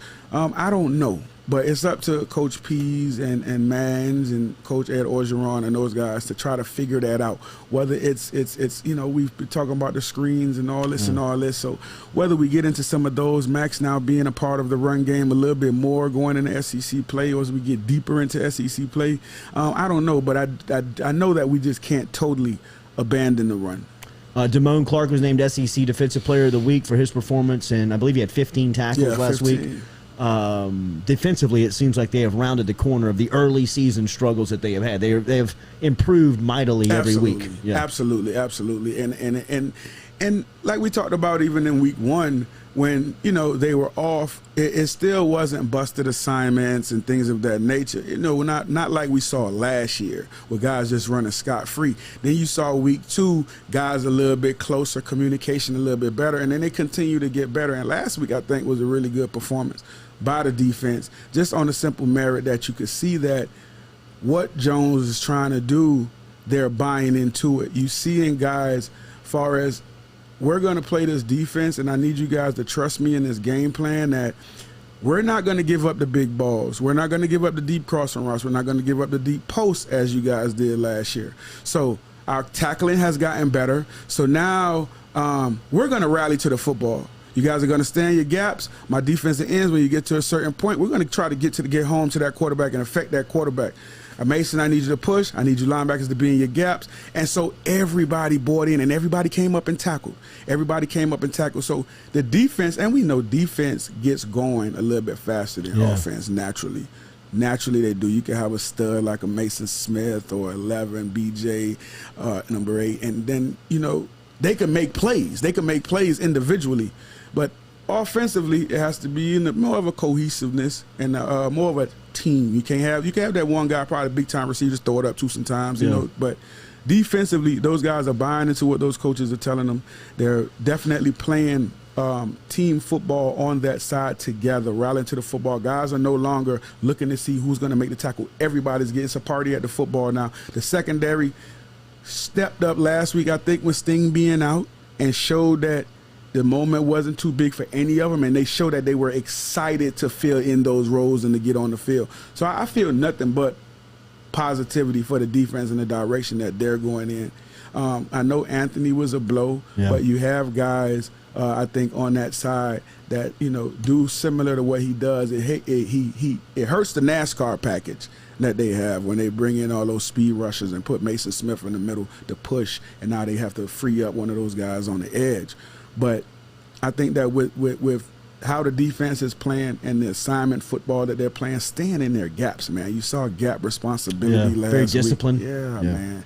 And then, when you have those guys athletic as they are, now you're playing with discipline, it's a recipe for a good defense. And I think the defense is going to have to carry us early on. Sure. In these SEC yeah, games. Absolutely. How good is Keyshawn Butte?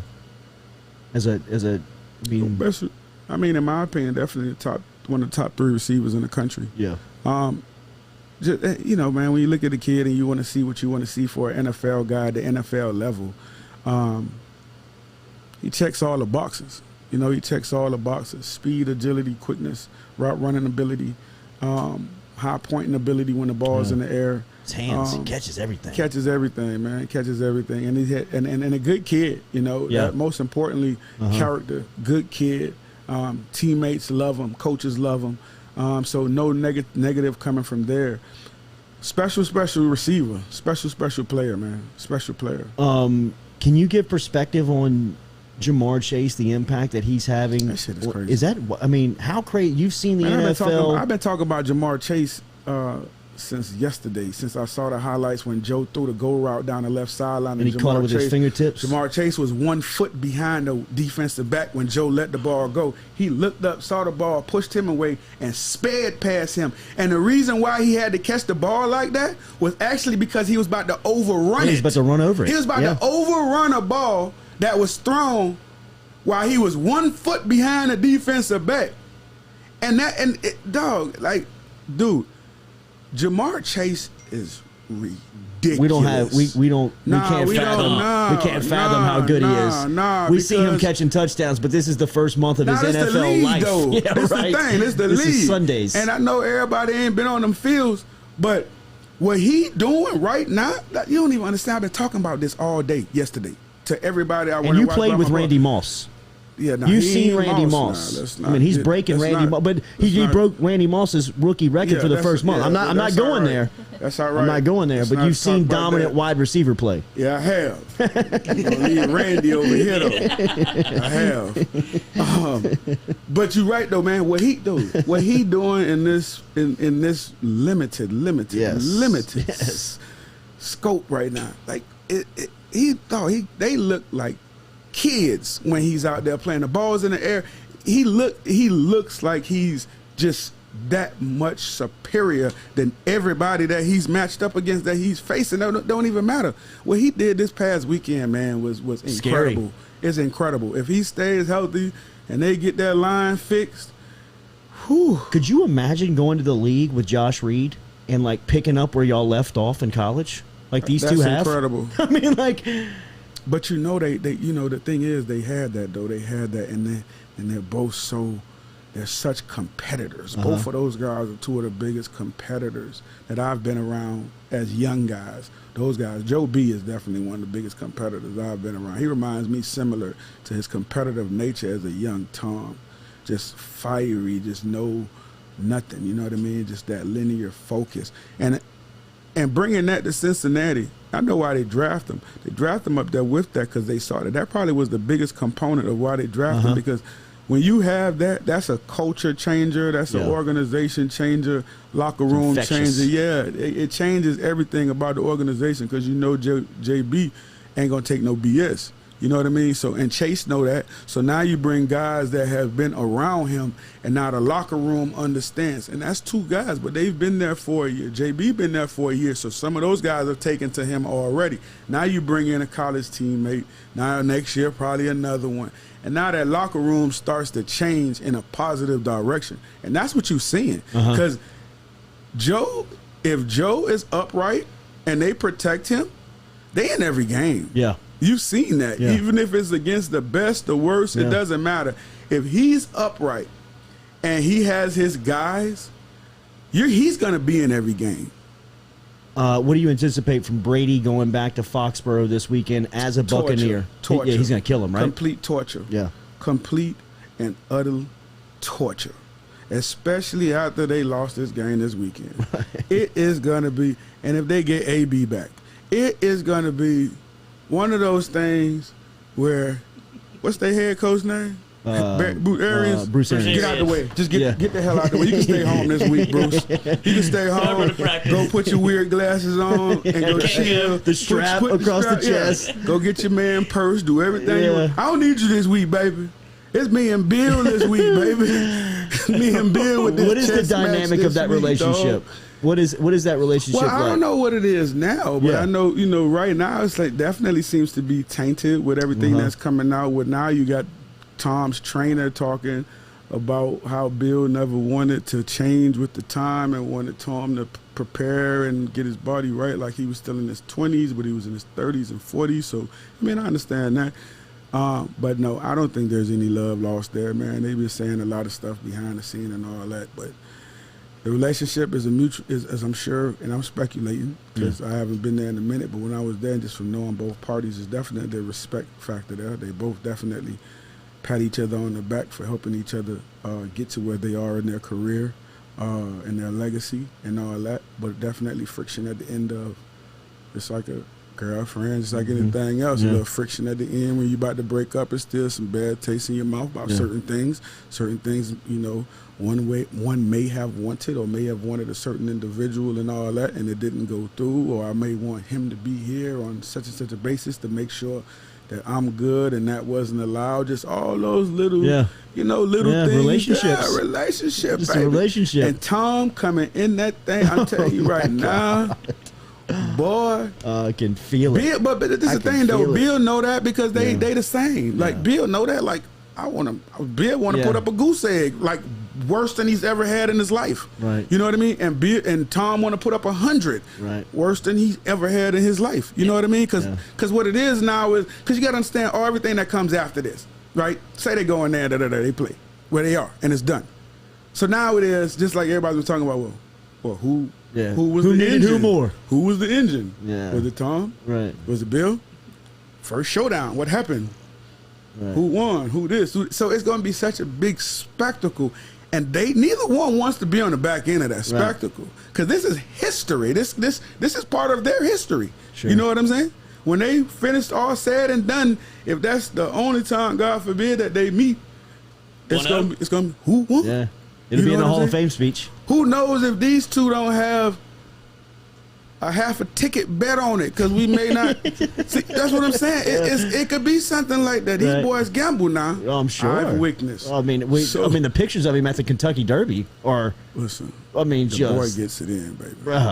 I mean, him and Welker, when they were coming down, they were on that shit, man. Boy, the boy got that big money. That boy's on that big money, man. That boy, listen. They on more than that big money. Hey, listen. You know you got that big money when you walking out that thing and you got to walk with all the black suits out there after the win. Nothing but black suits, baby. Black suits, black Suburbans, tinted out. Ain't nobody seeing nothing. Black suits, they got the chain on their wrist with the briefcase. Let's go. They cut my arm off for you get this thing. Ocean 11, baby. Tell you. Last one, I'll get you. Saints, can they win the Super Bowl playing like this? Who? Saints. They play dominant defense, special teams, they can beat you, and offense, they don't turn it over. I ain't gonna lie, dog. Everything that I've been talking about this offseason about the Saints and Jameis and the great Sean Payton, it's coming. It's all like right there. You can see, you still see a little bit of BS from Jameis now, once in a while. That touchdown pass last week. Oh, that was ridiculous. But see, you said that came from God. That came from God. That came from God. No. Touchdown God. But see, but it's so crazy though, cause see, I understand, cause see, I'm not Jameis Winston, but it's some similarities. Yeah. Of the risk reward. The risk reward. The risk reward. When you big and strong like that, dog, and you could just shrug them off. And I believe Jameis when Jameis say he was trying to put it. Throw it out of bounds. Yeah, he trying to put it out when no one else can get it, baby. I get that. And people don't get that because they not big and strong like Jameis and can do that. Right. Like, when he does that, Sean Payton was like, oh, no. Yeah. Great job, Jameis. So, yeah. But that's what you get with him, bro. And I think that as long as you can, and you can see where Sean Payton has really, they've been made his mark on him. He has. Yes. You definitely see improvement in his decision making. Yeah. You see Sean Payton even early in football games. He's taking some of the decision making early out of his hands. Like, come on, let's just get the ball out. Come on, let's just get it here. Come on, let's just get it here. Drew Brees effect, I call it. Come on, let's get it. And then as Jameis gets going and the defense start turning, and now it's not simplified, but he's into the flow of the game. Yeah. Now he gets going. Now we start pushing. Now we start hitting. What's one name? Callaway. Callaway. Now we start hitting Callaway on the fades and the crosses and all that. So I love how Sean Payton is bringing him along. He's kind of treating him like not a vet like he is. He's kind of bringing him along like he's a rookie, so to speak, or a second-year guy. Yeah. Oh, it's beautiful, man. And that's like everybody don't know how to handle quarterbacks, dog. Everybody don't know how to handle quarterbacks. And the great Sean Payton is showing you. Yeah, y'all thought this boy was washed up. Now he's going to have some growing pains. I'm not saying he's perfect, none of that. But you see improvement. You see where Sean Payton wants him to go. And then you still keep Taysom Hill in his role. Yeah, and that's the part about it that's unique. Because Taysom Hill, in my opinion, is more productive for the Saints and the organization and that offense when he's not your every down quarterback. Amen. I got one more for you. Just the end of the LSU game against Mississippi State. Does that concern you at all? What they did offensively when they just were essentially trying to bleed the clock out? No. Okay. You don't think that was a little strangled by somebody? No. I mean, listen, I'm not going to take anything from Coach Orgeron. Head coaches have the right at the end of the football game, and that's usually when they make their mark at the beginning of the football game, at the half, some kind of decision in between, coming out of half, and then at the end of football games. That's usually when they make their most calls throughout the game. Now, he come in at the end of the game, be like, hey, choke him out.